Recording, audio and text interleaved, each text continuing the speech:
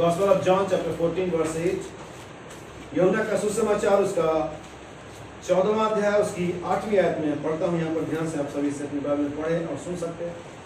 फिलिप्पुस ने उससे कहा, हे प्रभु, पिता को हमें दिखा दे, यही हमारे लिए बहुत है। हालेलुया। हमें से आशीष वचन पढ़ो, प्रभु सभी को आशीष दे। बैठ सकते हैं। प्रभु यीशु मसीह के लिए तालियां देंगे परमेश्वर के नाम में। हालेलुया। यीशु मसीह के नाम में सभी को जय मसीह की। जय मसीह की। हमेशा सभी को बहुत आशीष दे। वास्तव में आज हम बहुत खुश हैं इस बात के लिए कि हम जमा हैं एक साथ आराधना करने के लिए परमेश्वर के बीच में, परमेश्वर की उपस्थिति में। क्या आप सभी खुश हैं? आमीन। और आपके चेहरे मुस्कुराते होने चाहिए अगर आप इतने समय के बाद मिले। मुझे पहले की एक बात याद आती है और वो पौलुस की जीवन का एक वाकया था। बाइबल के अगर हम प्रेरितों काम के आखिरी अध्याय में जाएंगे 26वें अध्याय के अंदर में, तो पौलुस जब एक शहर में प्रचार कर रहा था, उसके बाद उसको लाश जाना था, उसको मालूम था परमेश्वर की ओर से कि वो मार दिया जाएगा। उसने कहा, दोबारा मेरा मुंह नहीं देखोगे। उसने कहा, तुम दोबारा मेरा मुंह नहीं देखोगे। आमीन। क्या आप सुन रहे हैं? आमीन आमीन। ठीक है, मैं चाहता हूँ आप इसे पढ़ लीजिए। प्रेरितों के काम की किताब है।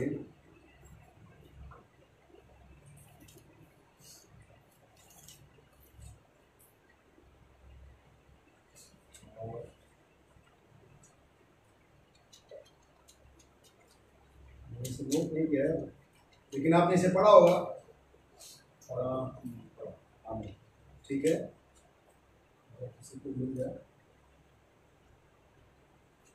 ठीक है, हम इसे छोड़ देते हैं क्योंकि हम समय।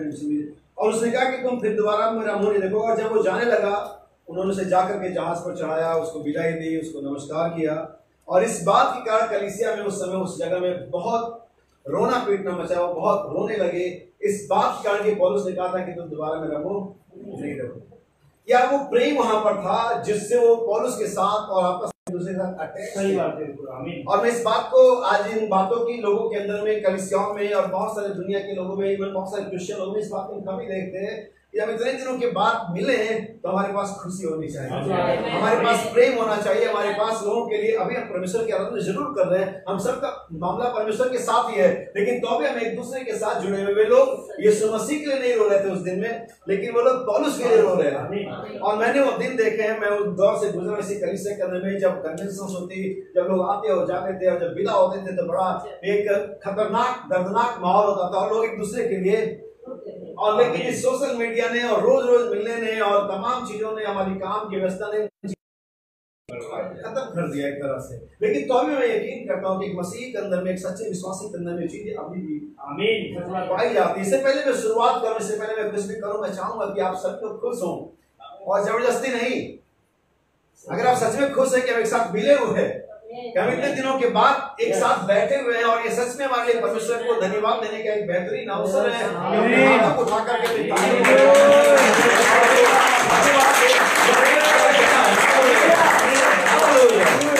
शायद इसके लिए प्रार्थना कर रहे थे कई समय से। 3 महीने हो गए लगभग, और मुझे अच्छी तरह से याद है शायद 20 और 21 मार्च ही था जब आखिरी मीटिंग यहाँ पर करके गए थे। 15 मार्च से आखिरी मीटिंग चर्च में करी, शायद आखिरी टूर जो मेरा बाहर का था बाजपुर, और शायद मैं ही खड़ा था और मैंने संदेश प्रचार किया था, पीछे मुड़कर मत देखो, डोंट लुक बैक।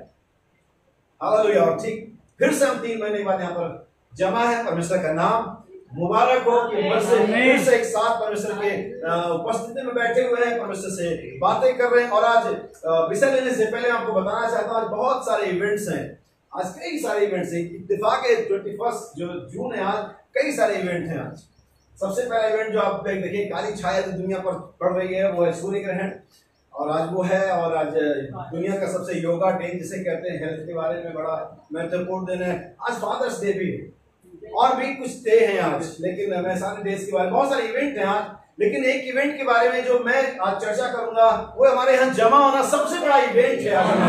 हमारे चर्च के लिए सबसे बड़ा इवेंट है कि हम एक साथ परमेश्वर की उपस्थिति में, ये सूर्य ग्रहण से भी बड़ा इवेंट है, ये जो फादर्स डे उससे भी बड़ा इवेंट है। ये सबसे अच्छा समय है, दिन है, जिसे मैं और आप कभी याद करेंगे कि हम एक साथ इतने महीनों के बाद यहाँ पर जमा हुए हैं। हालेलुया। हम इस ठीक है, कोई दिक्कत नहीं, कोई दिक्कत, आप परेशान, वो बता देगा, अगर कुछ दिक्कत होगी तो बता देगा। आमीन। क्या हम परमेश्वर के फिर से तालियां बजा सकते हैं? धन्यवाद। एक साथ परमेश्वर में। इससे पहले मैं आगे बढ़ूँ, एक और आयत मैं आपके लिए पढ़ूंगा और फिर मैं अपने संदेश में जाऊंगा। 1 जॉन चैप्टर 3 वर्स 1 to 3। कोई भी इससे भाई पढ़ सकते हैं, इसको भी मिल जाए। पहला यूहन्ना और उसका 3रा अध्याय, पहली 3 आयतें हम पढ़ेंगे। देखो पिता ने हमसे कैसा प्रेम किया है। पिता ने हमसे कैसा। जब ये शब्द बाइबल में जब भी आप इसे पढ़ते हैं, देखो जब लगाया जाता है तो बहुत ही महत्वपूर्ण है। उसका इंग्लिश में कहता है बिहोल्ड। रुको, ऐसे पढ़ते हुए मत चले जाओ। बिहोल्ड, देखो मैं बड़े और भयानक दिन के आने से पहले एक ही नबी को बिहोल्ड, देखो मेमना आ रहा है। देखो परमेश्वर का मेमना। जब ये लगाया जाता है कि देखो, ये सच में देखने लायक बात होती है, ये सच में ठहरने लायक बात होती है, ये सच में ध्यान देने लायक बात होती है। एक ऐसी बात है परमेश्वर हमें ध्यान दिलाना चाहता है। इसमें कुछ स्पेशल है। वैसे सारे के सारे वचन स्पेशल है, लेकिन जब लिखा जाता है बिहोल्ड, देखो, जैसा कि आप पढ़ेंगे प्रकाशित 19 में, देखो मेमने का विवाह आ पहुंचा है, देखो वो आने वाला है, ओ प्रभु यीशु जल्दी आ, देखो मैं एलिया नबी को भेजूंगा। देखो प्रियो, पिता ने कैसा हमसे प्रेम किया। आज फादर्स डे है, इसके लिए मेरा जो संदेश है इसी के चारों तरफ रहेगा कि हम आज फादर्स डे के बारे में जाने। वास्तव में दुनिया ने इसे क्यों दिया, कैसे दिया, कब से आ रहा, मुझे इसकी हिस्ट्री नहीं मालूम, लेकिन जो मुझे मालूम है कि पिता क्या होता है, परमेश्वर पिता क्या होता है, उसके बारे में आज सुबह हम चर्चा करेंगे। हालेलुया। क्योंकि हम सब यहाँ पर बहुत सारे लोग हैं जो ऑलमोस्ट लोग पिता के अनुभव से गुजर रहे पिता है, और एक पिता होने के नाते आप परमेश्वर पिता के प्रेम को अच्छे से समझ पाएंगे, देख पाएंगे। आइए हम इसे कंप्लीट करते, फिर से एक बार रिपीट करेंगे भाई जी। देखो पिता ने हमसे कैसा प्रेम किया है। पिता ने हमें कैसा प्रेम किया, प्रेम नहीं किया है, कैसा प्रेम किया है। हालेलुया। देखो पिता ने हमसे कैसा प्रेम किया। वास्तव में पिता का प्रेम, मुझे माफ करना बहनें अगर माए हैं, तो बाइबल में जो क्रम है अगर आप पढ़ेंगे 10 आज्ञाओं के क्रम में अपने माता पिता के आदर नहीं लिखा, लेकिन अब लिखा पिता और माता का। बाइबल क्रम कभी उल्टा कर ही नहीं सकती। बाइबल अगर कोई चाहे तो निर्गमन 20 के अंदर लिखे। Okay, God bless you. ठीक है, यहाँ पर लिखा तो अपने पिता और अपने माता की आदर करना। अक्सर जब बुजुर्ग आजकल की दुनिया में देखा, इंडिया के अंदर में जब लोगों को आशीष देते तो कहते हैं फलो फूलो। फलो फूलो कैसे होता है, बाइबल में है वो, लेकिन हम अक्सर बोलते हैं फलो फूलो। अबे पहले फल फूलो ही से कैसे होता है, ये हमारा क्रम है, हमारा ऑर्डर। लेकिन बाइबल का ऑर्डर क्या है, फूलो, माता और पिता। सिर्फ माँ का प्रेम अलग नहीं, इसलिए बाइबल कहती है क्या माँ अपने बच्चे को भूल सकती है, क्या भूल सकती है। परमेश्वर को भी मतलब ऐसा नहीं कंफर्म किया हाँ भूल जाएगी। परमेश्वर कहते हैं क्या माँ अपने दूध पिए बच्चे को भूल सकती है, सवाल है इसमें, ऐसा नहीं कि भूल जाएगी। फिर जब परमेश्वर का प्रेम उसके समक्ष आता है तब कहता हाँ, लेकिन अगर परमेश्वर का प्रेम को हटा दे तो ऐसा नहीं होता है। फिर ऐसा होना बहुत ही मुश्किल है। माँ नहीं भूलती है, वो बहुत ही ऐसा रेयर केसेस में होता है कि माँ ऐसा करती है, लेकिन परमेश्वर कहता है क्या माँ ऐसा कर सकती है। परमेश्वर जब अपने पर रखता है तब ऐसा हो सकता है। सो बाइबल का क्रम क्या है, अपने पिता और अपनी माता का।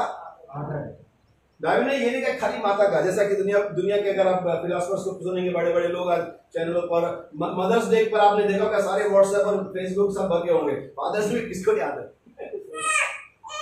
माँ से बाप नहीं है, बाप से। हमें वो रीजन पर जाना चाहिए कि इनकी शुरुआत कहां से होती है। हालेलुया। जैसे कि भाई मिंडर बता रहे थे कि परमेश्वर के बारे में जो उन्होंने बताया, आदि में एलोहिम परमेश्वर ने, फिर एलोहिम से गॉड बनता है, गॉड से लॉर्ड बनता है। याद रखिए परमेश्वर ने जब मनुष्य को बनाया अपनी स्वरूप समानता बनाया, अपने इमेज पर बनाया, और स्त्री और पुरुष दोनों भी था। क्या वो नहीं था? ठीक है, शायद गर्मी कर लो कि आप इसे हवा में लेते बढ़ जाइए, तो मेरे ख्याल से शांत।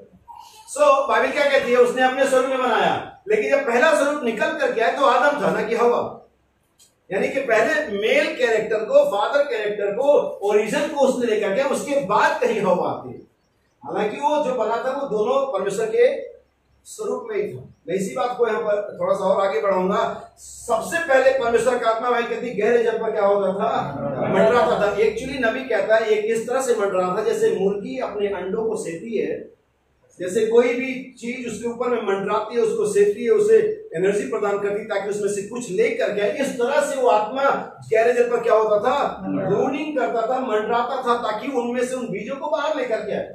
और ये पिता का कैरेक्टर था, ये ओरिजिन था सृष्टि का, जहां से वो आया। और फिर वही आत्मा क्या बन जाता है, एलोहिम परमेश्वर से लोगोस बन जाता है, स्पोकन वर्ड परमेश्वर का पुत्र बन जाता है। और वही आत्मा उस सारी सृष्टि को करता है, और वही आत्मा आदम के नथुने में जीवन का श्वास डाला जाता है, और आदम परमेश्वर के कैरेक्टर को लेकर के एक दृश्य परमेश्वर आ जाता है, दिखने वाला परमेश्वर, एक हाड़ मांस में एक तरह से परमेश्वर जो एलोहिम परमेश्वर था, जो यूनिवर्स का परमेश्वर था, अब वो आदम के रूप में पृथ्वी का परमेश्वर। और परमेश्वर के साथ उनका क्या था, रिलेशन था, किसका, बेटे और बाप का रिलेशन था। अगर हम बाइबल के अंदर में जाए, लूका के सुसमाचार में जेनेरोलॉजी पढ़े और वंशावलियां पढ़े, तो आखिर में जब पढ़ेंगे आदम परमेश्वर, पीछे जब जाएंगे सारी काउंट डाउन करने के बाद, तो आदम किसका था। सो उनके बीच में परमेश्वर और उपासक का रिलेशन नहीं था। इंसान से परमेश्वर के बीच में जो सबसे पहला रिलेशन था वो बाप और बेटे का था। क्या सही और गलत है? ये सही है मेरे भाई बहन। सबसे पहला रिलेशन जो मानव और परमेश्वर का था वो बाप और बेटे का था, ना कि परमेश्वर और वर्शिपर का, उपासक का। हम परमेश्वर से पहले, परमेश्वर के पहले हम बेटे बेटियां थे, बाद में वर्शिपर है। हालेलुया। और स्वर्गदूत पहले क्या है, वो हमेशा से वर्शिपर रहे, आराधना करने वाले रहे। उसके बाद वही आत्मा आगे बढ़ता रहा, वही आत्मा गैरेजन पे जो मंडराता था, वही आदम पर था, वही नूह पर था, वही मूसा पर था, और वही आत्मा एक दिन यीशु मसीह पर था। और वही आत्मा के द्वारा यीशु मसीह परमेश्वर का पुत्र था, और वही आत्मा डे ऑफ पेंटेकोस्ट 120 लोगों पर था। वही आत्मा उस पेंटेकोस्ट के दिन 3000 लोगों को बैप्टाइज करने के बाद वही आत्मा उस स्प्रेड होना शुरू हो गई, फैलनी शुरू हो गई, और उसने एशिया को पार करके इंग्लिश चैनल तक आया, फिर अमेरिका तक, और फिर पूरी दुनिया में वो सुसमाचार फैल गया। सो आज हमारे पास जो सुसमाचार उसी एक आत्मा के द्वारा दिया गया है जो आदि में था। इसलिए यूहन्ना अपनी पत्री में कहता है, जो समाचार आप तुम्हें सुनाते कोई नया नहीं है, ये वही सनातन सुसमाचार है। और ये समाचार क्या है कि परमेश्वर ने हमसे प्रेम किया। अगर आप गॉस्पेल ऑफ जॉन पढ़ेंगे या इसकी पत्रियां पढ़ेंगे, तो जितना इसने प्रेम के बारे में फोकस किया, पौलुस ने सिर्फ एक चैप्टर में किया है, लेकिन इस यूहन्ना ने परमेश्वर के प्रेम को, पिता के प्रेम को कई जगह एक्सप्लेन किया। और सबसे पहले हम देखते हैं यूहन्ना 14 के अंदर में 8वें आयत में, और फिलिप्पस कहता है हमें पिता को दिखा दे। फिलिप्पस सिर्फ पिता को देखना चाहता है। इट्स इनफ फॉर अस, ये हमारे सफिशिएंट है। किसको दिखा दे? पिता को दिखा दे। वास्तव में आज एक फादर्स डे के बारे में जब मैं सोचता हूं, तो मैं मेरे पिता को देखना चाहता हूं। उस पिता चुना, उस पिता को जिसने मुझे तमाम गलतियों के बावजूद माफ कर दिया। आज बहुत सारी चीजों को हम देखेंगे, इसलिए इससे पहले मैं जाऊं, आगे बढ़ूं, हमारे पास एक केंद्र होना चाहिए, एक सेंटर होता है जहां पर हम सभी हुक कर सके। ठीक जैसे भाई जोसेफ ब्रैनम कहते हैं, जब कलीसिया कैसे एक साइकिल का एक व्हील होता है ना, साइकिल का चक्का पहिया, आज तो एलॉय व्हील आ रहे हैं, एलॉय व्हील वाले स्पोक वाले सही रहते हैं, उसमें समझने में आसानी होती है। उसमें बहुत सारी तारें होती हैं, लेकिन वो बहुत सारी तारें, लगभग 40 या 35 तारें होती हैं, और वो सभी एक ही धुरी में जाके टाइट होती हैं। धुरी दो नहीं होती है, वो जो धुरी होती है इसमें वो तारें जाके लगती हैं, वो कितनी होती है? वो एक ही होती है। तारें जो स्पोक्स होते हैं, वो तीलियां होती है, बहुत सारी होती हैं, और वो जाकर उसी में टाइट हो जाती हैं। और अगर एक भी ढीली है तो पहिया क्या होता है, अलाइनमेंट उसका हो जाता है आउट, और फिर वो आपको प्रॉब्लम करेगा। भाई जोसेफ ब्रैनम कहते हैं हम सब उस स्पोक के समान, उन तीलियों के समान है, और यीशु मसीह वो धुरी है जिसमें जाकर के हमें क्या होना है? टाइट होना है। लेकिन अगर कोई इसमें ढीली है तो वहां पर मैकेनिक है, उनके पास कुछ ऐसा होता है, उसे क्या कर देते हैं? वो टाइट कर देते हैं। और जब तक वो टाइट नहीं रहेगा आप सही यात्रा नहीं कर सकते। और आज सभी परमेश्वर के बेटों को, बेटियों को उसी स्पोक में, उसी धुरी में, मसीह में क्या होना है? फिट होना है, टाइट होना है, ढीला नहीं रहना है। अगर आप उसमें अटके हुए हैं लेकिन ढीले हैं तो अभी प्रॉब्लम है। ना सिर्फ अटके रहना, लेकिन टाइट के साथ अटके रहना है, ताकि हमारे जो जंप है, जो तमाम चीजें हैं जो उसके दौरान हो सकती है, वो ना हो। हम एक सही अपने यात्रा करने वालों को सही यात्रा दे सके। सो बाइबल बताती है परमेश्वर हम सभी का क्या है? पिता है। लेकिन इससे पहले मैं इस बात को कहूं, ये बात जानना जरूरी कि पूरे संसार का पिता नहीं है वो। यानी हम सोचें कि वो सबका पिता, जैसा कि दुनिया संस्थाएं कहती हैं, वो सबका पिता नहीं है, वो अपने बेटे और बेटी। इसलिए बाइबल क्या कहती है? बड़ी अच्छी बात, आप इसको कभी संस्था के लोगों को प्रचार के इस पॉइंट को आप नोट कर सकते हैं। बाइबल कहती है मैं एलिय्याह नबी के भेजूंगा और वो पुत्रों के मन को पिताओं की ओर फेरेगा। आमीन। अगर पुत्र नहीं है तो उनका मन फिर ही नहीं सकता, क्योंकि सिर्फ पुत्रों के मन को फेरने आया है। यही वजह कि बहुत से लोग बहुत कुछ जानने के बाद ही मन नहीं फिरा पाए, क्योंकि वो कर ही नहीं सकते, क्योंकि पुत्र ही नहीं है वो। और पिताओं की और माओ की ओर नहीं, क्योंकि मां के अंदर में एक सॉफ्ट कॉर्नर होता है और वो गलती करते हुए छोड़ देती है। कई बार ऐसा होता है, मैं सोचता हूँ कि हर एक माँ इसे समझती होगी। लेकिन पिता एक ऐसा कॉर्नर होता है जिसको मालूम है अगर मैं संगति मारूंगा तो ही सही है, वो जानता है इसे। पिता का प्रेम दिखता नहीं है। मैं माँ के प्रेम को वो नहीं कर रहा हूं, कम नहीं कर रहा हूं, माँ अपनी जगह में बिल्कुल सही है, लेकिन पिता का जो प्रेम होता है वो दिखता नहीं है सामने। इसलिए जो ह्यूमन नेचर है, चाहे हमारे बेटे बेटियां हो, वो माँ के प्रेम को बेहतर देखते हैं क्योंकि हर समय उनको लगता है ये प्रेम है। पिता भी प्रेम कर रहा होता है लेकिन शायद उसके अंदर दिखाने का नहीं रहता, क्योंकि वो दिखाना नहीं चाहता। वो जानता है मुझे इसे करना है, वो जानता है ये मेरी जिम्मेदारी है, वो इसे दिखावे में नहीं करता, अपने प्रेम के अंदर में अपनी जिम्मेदारी में होकर। सो याद रखिए मेरे भाई, आज बहुत सारे इवेंट्स है, लेकिन मैं उन इवेंट्स के बारे में अगर मैं सूर्य ग्रहण की बात करूं, ये 19 साल के बाद ऐसा हुआ कि एक ही हफ्ते में 3 ग्रहण आए। सर कुछ दिन पहले भी चंद्र ग्रहण लगा हुआ, और ये 21 जून को संडे के दिन हो रहा है, जो कि आज सूरज का दिन दुनियावी तौर से माना जाता है। यह संडे है, सूरज का दिन है। वैसे तो पुत्र का दिन था, लेकिन बाद में से रोमन कैथोलिक ने क्या बना दिया, सूर्य का दिन बना दिया। एक्चुअली ऐसा कौन सा, मुझे तो मालूम नहीं कौन सा स्पेलिंग क्या होता है, सन पुत्र, हाँ ये पहले SON था, लेकिन बाद में से क्या बना दिया गया, SUN बना दिया गया। लेकिन वास्तव में हमारे लिए आज भी ये SON ही है। हम विश्वास करते हैं कि परमेश्वर के पुत्र का दिन है जिसने वो मुर्दों में से जी उठा था, आज भी जीवता है और अपने बेटे और बेटियों के बीच में एक आयत और पढ़ते हैं। तो ठीक है, पहले से हम कंप्लीट करते हैं। मुझे माफ करें, मैंने देर तक आपको रोक के रखा। देखो पिता ने हमसे कैसा प्रेम किया है कि हम परमेश्वर की संतान कहलाएं, और हम हैं भी। देखिए 2 बात लिखी यहाँ पर कि हम परमेश्वर की संतान कहलाएं और हम हैं भी। आमीन। याद रखिए, हम माँ किसी को बना सकते लेकिन हम पिता किसी को भी नहीं बना सकते। कुछ रिलेशन ऐसे कि आप उसमें कुछ नहीं हो सकता। मत भाई बहन बना लो, बोली मुंह बहन बना लो, मुंह बोली माँ बना लो, मुंह बोली चाची बना लो, मुंह बोला बाप नहीं बना सकते। उसमें तो मामले गड़बड़ हो जाएगा सारा का सारा, उसमें तो रिश्ता चलेगा। कोई भी परमेश्वर नहीं, उसमें तो हमारा एक ही पिता है जिसका नाम यीशु मसीह है, जिसका नाम परमेश्वर यहोवा है। हम उसके अलावा और किसी पिता को नहीं जानते, ना ही हमारा है। ऐसा कहने के द्वारा कोई व्यक्ति अगर कहता है उसके पास 2 पिता हैं तो अपने आप को व्यभिचारी बनाता है। लेकिन हम जानते हैं हम परमेश्वर की संतान कहलाते हैं और हम हैं भी। ये नहीं कि हम सिर्फ कहलाते हैं, लेकिन हम हैं भी। और आगे क्या कहता है, इस कारण संसार हमें नहीं जानता। इस कारण, यार देखिए ये वजह है, रीजन है मेरे भाई बहन, कि दुनिया, पड़ोसी, आपके रिलेटिव सबसे नफरत करते हैं, आपको भरा बुला कहते हैं। इसका एक रीजन है, इसलिए नहीं कि आप इंटरनेशनल बिलीवर है, क्योंकि बहुत सारे इंटरनेशनल बिलीवर को दुनिया बहुत पसंद करती है। लेकिन अगर एक बार तो परमेश्वर के पुत्र हो जाते हैं, लोग आपको पसंद नहीं करते, लोग आपको जानते नहीं हैं, आपके घर में लोग आपको नहीं जानते। क्यों? क्योंकि आप उनके रिलेशन में, उनके ब्लड में नहीं है। याद रखिए, ये पिता का जो वचन है, यही हमारे परमेश्वर पिता का, स्वर्गीय पिता का DNA है, और इसे कोई भी शैतान कभी भी ब्रेक नहीं कर सकता, तोड़ नहीं सकता। ये हमेशा ही आगे बढ़ता है। हजारों साल पीछे मरे हुए जानवरों के अवशेषों का DNA से वो पता लगा लेते हैं क्या लंबाई चौड़ाई रही होगी, इसकी जीवनचर्या कैसी रही होगी, इसकी हड्डियों का जोड़ कैसा होगा, ये कितना वजनदार रहा होगा, इसके पंजे कैसे रहे होंगे। किससे पता लगता है? ये DNA। परमेश्वर ने अपना DNA अपने हर एक बेटे और बेटी में डाला है, और आप उसे शैतान कितना भी अधर्म ला दे, कितना भी पाप ला दे, वो DNA ब्रेक नहीं हो सकता। यही वजह कि आज भी इस आधुनिक मरणहार जगत में, पापी जगत में परमेश्वर के बेटे बेटियां हैं जो वचन को जीते हैं, क्योंकि DNA ब्रेक नहीं हो सकता।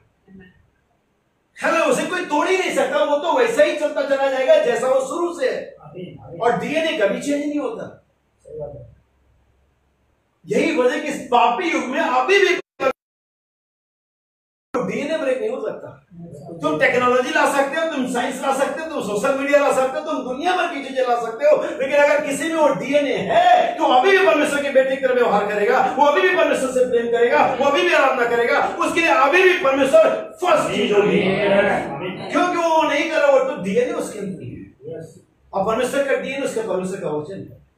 जगत के होने से पहले उसने अपने हर एक बेटे और बेटे में से, देखो पिता ने कैसा प्रेम हमसे किया कि हम परमेश्वर की संतान कहलाते और हम हैं भी। और आगे क्या कहता है? और हम हैं भी, और हम हैं भी। इस कारण संसार हमें नहीं जानता। इस कारण, यही वजह मेरे भाई बहनों, दुनिया आप कई बार आश्चर्यचकित होता है, मैंने इसका क्या बुरा किया है, मुझे क्यों बार बार ऐसा बोलता है। वो आप नहीं, वो DNA आपके अंदर। इसीलिए आपके साथ ये प्रॉब्लम दुनिया के साथ और आपका अटैचमेंट नहीं होता, क्योंकि आपके अंदर DNA। सुनिए आगे, क्योंकि उसने उसे भी नहीं जाना, उसने हमारे पिता को भी नहीं जाना। हे प्रियो, अब हम परमेश्वर की संतान हैं। हे प्रियो, अब हम परमेश्वर की संतान हैं। Now we are sons of God. अब हम परमेश्वर की संतान है। और अभी तक यह प्रकट नहीं हुआ, अभी तक ये प्रकट नहीं हुआ है कि हम क्या कुछ होंगे। क्या कुछ होंगे। अभी इसके बाद में हमारे पास कुछ ऑप्शन है, हम इससे भी बड़े आगे जा सकते हैं। अभी तक तो ये प्रकट है कि हम संतान है, और क्या होगा ये अभी प्रकट, लेकिन बहुत जल्दी होने वाला है। गर्जना इसी बात को प्रकट कर रही है, और हम कुछ और नहीं होंगे। जब वो प्रकट होगा तो हम भी उसके समान होंगे, क्योंकि हम शुरुआत में कैसे थे। परमेश्वर की पहला विल क्या था, पहली इच्छा की थी, आओ हम मनुष्य को अपने स्वरूप समानता में, और जब वो प्रकट होगा तो हम भी वैसे ही होंगे, क्योंकि यही तो परमेश्वर की मूल इच्छा है। आपको किसी को कॉपी नहीं करना है, आपको परमेश्वर को कॉपी करना है। हालेलुया। आपको किसी को फॉलो नहीं करना है, आपको परमेश्वर को फॉलो करना है। आपको स्ट्रक्चर दिया गया है। हालेलुया। उसी में हमें आगे कौन सी आयत थी भाई? ये दो। ठीक। तुम दुख को ताड़ना समझकर सह लो। तुम दुख को ताड़ना समझ करके सह लो। परमेश्वर तुम्हें पुत्र जानकर तुम्हारे साथ बर्ताव करता है। याद रखिए, परमेश्वर से कैसे बर्ताव करता है? हमें परमेश्वर चर्च मेंबर के तौर पे बर्ताव नहीं करता है। हमसे परमेश्वर कलीसिया के तौर पे बर्ताव नहीं करता है। हमसे परमेश्वर स्ट्रेंजर यानी परदेशी के तौर पे बर्ताव नहीं करता है। परमेश्वर हमसे पुत्र के नाई बर्ताव करता है। ओ हालेलुया। परमेश्वर हमें पुत्र की नाई क्या करता है? बर्ताव करता। तो हमारा क्या हुआ? पिता। याद रखिए, परमेश्वर सबका पिता होने के एग्री नहीं है। मैं आपको बाइबल से प्रूव कर सकता हूँ कि परमेश्वर सबका परमेश्वर होने के एक बार एग्री कर सकता है, सहमत हो सकता है, लेकिन परमेश्वर सबका पिता होने के सहमत नहीं कर सकता। कुरिन्थियों की पत्री में लिखा हुआ, उनके बीच से निकलो, अशुद्ध वस्तुओं को मत छुओ, तब मैं तुम्हारा परमेश्वर पिता ठहरूंगा। हालेलुया। तुम मेरे बेटे और याद रखिए, अदन में जो डिस्कनेक्शन हुआ था, लगाव हुआ था, वो इंसान का परमेश्वर से, पिता से हुआ था, परमेश्वर से नहीं। क्योंकि रिलेशनशिप क्या था वहां पर? पिता का था। आदम परमेश्वर का पुत्र था, ना कि आदम परमेश्वर के चर्च का मेंबर। क्या समझ रहे हैं? आदम परमेश्वर की कलीसिया का सदस्य नहीं था, आदम परमेश्वर का पुत्र था। और जो अलगाव हुआ था आदम का, वो पिता से हुआ था, ना कि परमेश्वर से। क्योंकि उसके बाद भी परमेश्वर का परमेश्वर बना रहा, आराधना लेता रहा, प्रार्थना सुनता रहा, आशीष देता रहा, छुटकारा करता रहा, as a God, as a father नहीं। इसीलिए फिलिप्पुस कहता है, हमें पिता को दिखा दे, इट्स इनफ फॉर अस, ये हमारे लिए पर्याप्त होगा। परमेश्वर को तो जाना गया है, परमेश्वर को तो वर्षों से वो लोग उपासना करते आए, परमेश्वर को तो भेंट और बलिदान चढ़ाते चले आए हैं, लेकिन हमें पिता को दिखा दे, ये हमारे लिए बहुत होगा। बहुत सारे फादर्स डे दुनिया के लिए निकल गया, बहुत सारे फादर्स डे हम मेंबर्स, चर्च मेंबर के लिए भी निकल गया, लेकिन क्या अभी तक हमने पिता को देखा क्या? हमें परमेश्वर नहीं चाहिए, परमेश्वर तो है हमेशा। परमेश्वर के पास आप भेंट लेकर के जाओ, बलिदान लेकर के जाओ, और कैसे भी जाओ, परमेश्वर तो है, और अपने ढूंढने वालों को, लेकिन वो सबका पिता होने के लिए एग्री नहीं है। तब मैं तुम्हारा पिता होऊंगा और तुम मेरे सबका पिता होने के लिए, वो पुत्रों के मन को फेरने के लिए उसने नबी को भेजा, ताकि पुत्र उसके पास लौट करके। मेरे भाई, परमेश्वर होने हमारे पास काफी नहीं। इसलिए अदन में जो संबंध विच्छेद हुआ था, किसका हुआ था? मनुष्य के साथ, पिता का। क्योंकि उसके बाद भी उनका परमेश्वर बना रहा, लेकिन पिता नहीं। पिता तब बना जब यीशु आया। इसलिए यीशु ने अपने जीवन में कलवरी पर मरने से पहले कभी भी परमेश्वर करके प्रार्थना नहीं करा। इस मिस्ट्री को समझ लीजिए। उसने हमेशा पिता कहा, हमेशा पिता मेरे साथ है, तुम सब मुझे छोड़ दोगे तो भी मैं अकेला नहीं, लेकिन पिता हमेशा साथ होता है। बच्चों को लगता है गुस्से में है, अरे अंदर जाके पूछो उसके हृदय में क्या चल रहा है। उसको मालूम है मार तो रहा हूं, लेकिन ये भी देखना पड़ता है कि किधर लग रहा है, और फिर बाद में वाइफ से कहना पड़ता, देख लेना हल्दी वल्दी का तू दे देने से तो लग गई। क्यों? वो दिखने वाला प्रेम पिता का नहीं होता, लेकिन प्रेम होता ही। आमीन। इसलिए यीशु ने हमेशा पिता करा, लेकिन कलवरी पर क्या कहा उसने? मैं इस चीज को बहुत पहले जब बताता था, मैंने कहा यीशु ने कभी परमेश्वर करके नहीं कहा, लेकिन कलवरी पर कहा उसने, हे मेरे परमेश्वर, हे मेरे परमेश्वर। पिता नहीं छोड़ता ना, परमेश्वर पाप करोगे छोड़ देगा, क्योंकि परमेश्वर पाप को ओवरलुक कभी नहीं कर सकता।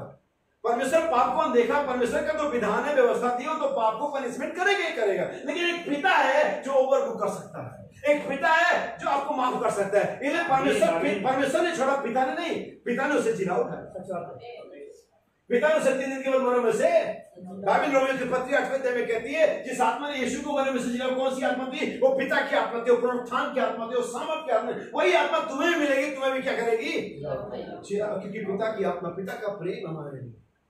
हालेलुया। सुधार कहती है, पर ध्यान से सुनना। तुम दुख को ताना समझकर सह लो, परमेश्वर तुम्हें पुत्र जानकर तुम्हारे साथ बर्ताव करता है। वह कौन सा पुत्र है जिसकी ताना पिता नहीं करता? कौन सा पुत्र इसकी ताना पिता नहीं करता? यदि वह ताना जिसके भागी सब होते हैं, वह ताने इसके भागी सब होते हैं, तुम्हारी नहीं हुई तो तुम पुत्र नहीं, तो तुम पुत्र नहीं पर व्यभिचार की संतान रहे।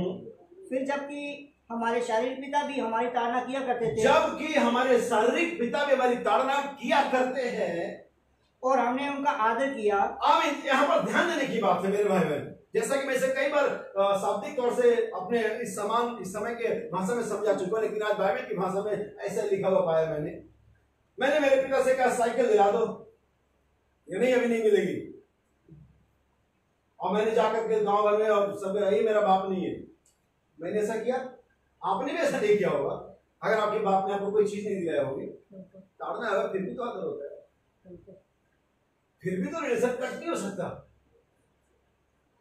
क्योंकि ये रिलेशन ही ऐसा है कि कुछ भी हो जाए। बाइबल क्या कहती है? फिर से इस रिपीट को करेंगे भाई, इस को रिपीट करें। फिर जबकि हमारे शारीरिक पिता भी हमारी ताड़ना किया करते थे और हमने उनका आदर किया, तो अभी हमने उनका क्या किया? आदर किया। और आज भी करते हैं। अगर आप एक सच में सही बेटे और बेटियां हैं तो आज भी ताड़ना करने के बाद भी आदर रहती है। वे बेकारी बेटे बेटियां होंगे जो ताड़ना करने के बाद भी बुरा भला बकते होंगे। या आजकल देखते हैं लोग मर्डर करते हैं, पता नहीं, मुझे लगा सर बाद में कुछ दिन पहले कोई मर्डर हो गया, किसने कर दिया? बेटे ने। ये लोग तो उस कैटेगरी में नहीं है जहां पर मनुष्य भी कहा जा सके, जहां पर इन्हें मनुष्य भी कहा जा सके, वही कैटेगरी में नहीं है। क्योंकि बाइबल बताते हैं जब एक जेन्युइन रॉयल सीड है, आप कभी उसके अगेंस्ट जा ही नहीं सकते जो आपके पिता ने किया है। यीशु मसीह ने एक ही बात कही थी, अगर आप पढ़ेंगे यूहन्ना का सुसमाचार 8वां अध्याय 38वीं आयत, यीशु ने कहा तुम अब्राहम के संतान होते। उन्होंने ऐसा, यीशु ने ऐसा क्यों कहा? क्योंकि उन्होंने क्लेम किया हम अब्राहम की क्या है? हमारा पिता अब्राहम है। यीशु ने उनके क्लेम को एक मिनट में धज्जी उड़ा दी। बोला अगर तुम्हारा पिता अब्राहम होता तो वही डीएनए तुम्हारे अंदर में होता, वही डीएनए जो कोड है डीएनए का, वो तुम्हारे अंदर, तुम वही काम करते जो अब्राहम ने किया। लेकिन तुम्हारा वर्क बता रहा है कि तुम्हारे में कोई अलग ही डीएनए है, कोई अलग ही सीड है। और सीड तुम्हें कहां मिली? बागे अदन में सर्पेंट सीड, क्योंकि आदम ने ये नहीं किया था, अब्राहम ने ये नहीं किया था। मेरे भाई उस डीएनए को आप झुटका नहीं सकते, आप विज्ञान से झुटका नहीं सकते, हम कैसे झुटका सकते? यहां लिखा शारीरिक डीएनए और आत्मिक डीएनए। ये शारीरिक डीएनए की बात कर रहा है। कहता था तुम्हारे शारीरिक पिता ताड़ना किया करते थे, और हमारी भी हुई है, और आप लोगों की भी हुई होगी, बहुत होती थी भाई साहब, डंडे टूट जाया करते थे। हमारे जमाने में होता, अब तो घर में से डंडे ही गायब हो गए। लेकिन बाइबल क्या कहती है? तो क्या आत्माओं के पिता के और भी अधिक साफ बाइबल में कर दिया, स्पिरिचुअल और फिजिकल दोनों। जिस बारे में डीएनए की बात करो, फिजिकल है कि हमारे में स्पिरिचुअल डीएनए है परमेश्वर का, और आगे जब हमारे आत्माओं के पिता के और भी अधीन ना रहें, जिससे हम जीवित रहें। अगर ये ताड़ना क्या करती है? जीवित करती है। यहाँ बाइबल जो सिखा रही है, ये ताड़ना, वो जो जिसको बच्चे आजकल दबाव और सिकंजा समझते हैं ना, ये उनके जीवित रहने का मार्ग है। जिसे हमारे आधुनिक बच्चे दबाव और सिकंजा समझते हैं, हम क्या करें? ये उनके जीवित रहने, अगर उनको छोड़ दो वो जल्दी ना सुधरेंगे। और ऐसी ही करप्टेड जनरेशन है दुनिया में घूम रही, इसकी वजह से दुनिया की हालात है, क्योंकि उनकी ताड़ना नहीं है। उनको ताड़ना भारी बात जान पड़ती है। हालेलुया। आज एक छोटा सा एग्जांपल दे देता हूं। कितने लोगों ने युवराज सिंह का नाम सुना है? क्रिकेटर युवराज सिंह। आप कहेंगे क्या अजीब बात है? एग्जांपल बाइबल ने बहुत सारे एग्जांपल दिए। आज ही मैं पढ़ रहा था, उसका बाप ने, जब उसको 81 में, उसका बाप भी क्रिकेटर था, जोगराज सिंह नाम था उसका, और उसको 81 के टीम में सिलेक्शन नहीं हुआ। उसने उसी दिन तय कर लिया कि उसके बेटे को क्रिकेटर बनाना है। और तब युवराज सिंह की उम्र 1.5 साल की। कितनी साल? 81 में। और उसने उसको ट्रेन करना शुरू किया, और जब तक स्टेडियम की 8 चक्कर नहीं लगा लेता तब तक बैट हाथ नहीं आता था। और स्टेडियम में अगर आप कभी एक असली स्टेडियम में गया हो तो 8 चक्कर का मतलब 3-4 किलोमीटर है। और इसके कारण वो कहता है, मेरी आलोचना होती थी, मेरी वाइफ और लोग कहते तो राक्षस आदमी है, बेटे को मरवा ना लेगा। लेकिन आज 2020 में हम सब जानते हैं युवराज सिंह, इस जोरा सिंह को कोई नहीं जानता। तो मैंने बताया तो आपने सुना, वरना सब किसको जानते हैं। कैसे हुआ? एक कठिन परिश्रम, एक कठिन ट्रीटमेंट, एक कठिन पनिशमेंट, तब ऐसा कैरेक्टर बन करके आता। जैसे बाइबल बताती है, जैसे सोना जो आग में ताया ना जाए तो उसकी कुछ सुंदरता नहीं होती है। आपको बता दूं, अगर आप सोने के खानों में गए हो, देखा हो, पढ़ा हो, तो मिट्टी के साथ मिला हो। वो 24 कैरेट का 12 कितने 40,000 रुपए चल रहा है, 42,000 रुपए। वो 10 ग्राम 42,000 रुपए का मिलता भी। लेकिन अगर उसके साथ कुछ नहीं हुआ है तो आप कूड़े के भाव में नहीं खरीदेंगे। लेकिन उसके साथ कुछ होता है, उसके साथ कुछ किया जाता है, उसको एक कठिन परीक्षा से गुजारा जाता है, और वो जब सारे प्रोसेस को पूरा कर लेता है तब वो बिकता है 45,000 रुपए का 10 ग्राम। भाई जसवंत, सिस्टर किरण यहाँ बैठे हुए, दूध ले लो, बहुत बिकते, कितने रुपए किलो? 45 रुपए, चलो 50 रुपए होगा, कितना है? 60 50 है। लेकिन वो घी जो निकलता है उसमें से वो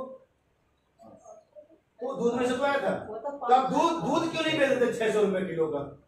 नहीं बिकेगा ना वो दूध 600 रुपए किलो का नहीं बिकेगा, उसके साथ कुछ हुआ ही नहीं। लेकिन उसी 50 रुपए लीटर वाले में से 600 रुपए के किलो का दूध बिकेगा, अगर उस दूध के साथ कुछ किया जाए।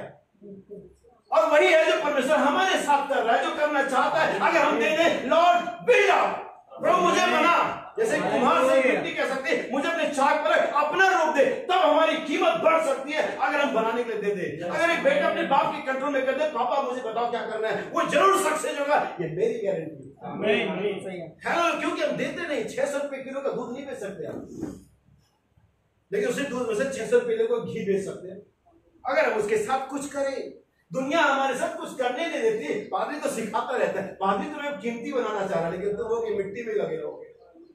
कलीसियाओं की ये स्थिति है, बच्चों की ये स्थिति है, क्या समझ रहे? आमीन आमीन। सो परमेश्वर का वचन कहता है हमें ताड़ना जरूरी है ताकि हमारा जीवन, इसलिए अगर आप 5वीं आज्ञा पढ़ेंगे, किसी भी 9 आज्ञाओं के अंदर में कोई प्रतिज्ञा नहीं है, लेकिन सिर्फ 5वीं में है, इससे तू बहुत दिन जीवित रहेगा, इससे तुझे ब्लेसिंग्स मिलेगी।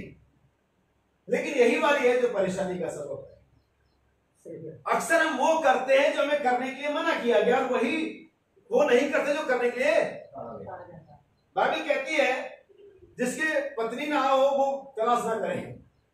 लेकिन अक्सर वही करते, तलाश तलाश और तलाश। नहीं, बाइबल कहती है परमेश्वर को मत परखो, लेकिन कहीं बाइबल ये भी कहती है कि ऐसा करके परखो, वहां नहीं परखते हैं। बाइबल दोनों जगह बात करती है। सवाल यहाँ पर है कि हमें परमेश्वर के वचन के साथ एक होना पड़ेगा। आइए बढ़े, बहुत देर हो जाएगी वरना। ठीक है, वैसे कंप्लीट करिए आप। वे तो अपनी समझ के अनुसार थोड़े दिनों के लिए ताड़ना करते थे, पर वह तो अपने हमारे लाभ के लिए करता है कि हम भी उसकी पवित्रता के भागी हो जाएं। किसके लिए करता है? लाभ के लिए करता है कि हम उसके पवित्रता के भागी हो जाएं। अगर एक बाप है जिसके पास एक बिजनेस है, एक प्रॉपर्टी है, एक टैलेंट है, और वो इसलिए अपने बच्चे को अपने साथ लगाता है, उसको ट्रेन करता है, उसको वही सिखाता है, वो किस लिए करता है? ताकि कल को जब मैं बूढ़ा हो जाऊं, कल को जब बिजनेस डेवलप हो, कल तभी मेरा बच्चा इसे संभाल सके। लेकिन बच्चा समझता ही नहीं है। आज पिता हमें क्यों ट्रेंड कर रहा है, आज हमें क्यों पनिशमेंट कर रहा है? ताकि आने वाला जो राज्य वो हमारा है। क्या तुम नहीं जानते जो मन के दीन और नम्र पृथ्वी के अधिकारी होंगे, वो हमें अधिकारी ऐसे बना देगा बिना ट्रेन किए? फिर हम अधिकारी बन के लुच्चे लफंगों की तरह चलेंगे, बोला ये तुम्हारा बेटा है। इसीलिए ट्रेंड कर रहा है, इसीलिए हमारे साथ डील कर रहा है, पवित्र आत्मा को भेज रहा है ताकि हमें अपने राज्य में अधिकारी करके नियुक्त कर सके। मेरे भाई, लाभ के लिए करता है। आइए पढ़े, एक आयत इसके साथ अटैच कर देते हैं, ये मिलेगा साम नंबर 103 वर्स 13, 103 उसका 13वां वचन है ये। 103 उसका 13वां वचन है ये। Like as a father, like as a father. देखिए, लाइक एज अ मदर नहीं है यहाँ पर, और कजन और अंकल नहीं है। लाइक एज अ फादर, एक पिता जैसे pitieth his children, हमें, so the Lord pitieth them that fear him. Hallelujah. जैसे एक पिता अपने बेटे पर तरस खाता है, सही शब्द इंग्लिश का कंपैशन, तरस खाना, दया करना, वैसे ही परमेश्वर में डरने वालों पर भी तरस खाता है, दया करता है। बस एक चीज हो जो हम डरने वाले हो, परमेश्वर। ये मैं कुछ चीज आपके सामने रखता हूँ, 2-3 बाप का एग्जांपल दूंगा, फिर आगे बढ़ जाएंगे हम। और सबसे पहले मैं अब्राहम के बारे में बात करूंगा, क्योंकि वास्तव में अब्राहम एक वो है जो विश्वासी का पिता कहा गया। उसके पास एक टैग है, father of Nations, father of believers. हमें किसका पिता है वो? राष्ट्रों का, पहले अपने नाम के अनुसार, अपने नाम के अनुसार कैसा है? राष्ट्रों का पिता, फिर विश्वास का भी पिता है वो, फिर अब्राहम के साई वंश होने नाते और मसीह का भी पिता गिना गया। अगर नए नियम में एक और पिता की बात करें, इसको टैग मिला, वो था पौलुस, जबकि वो अनमैरिड था।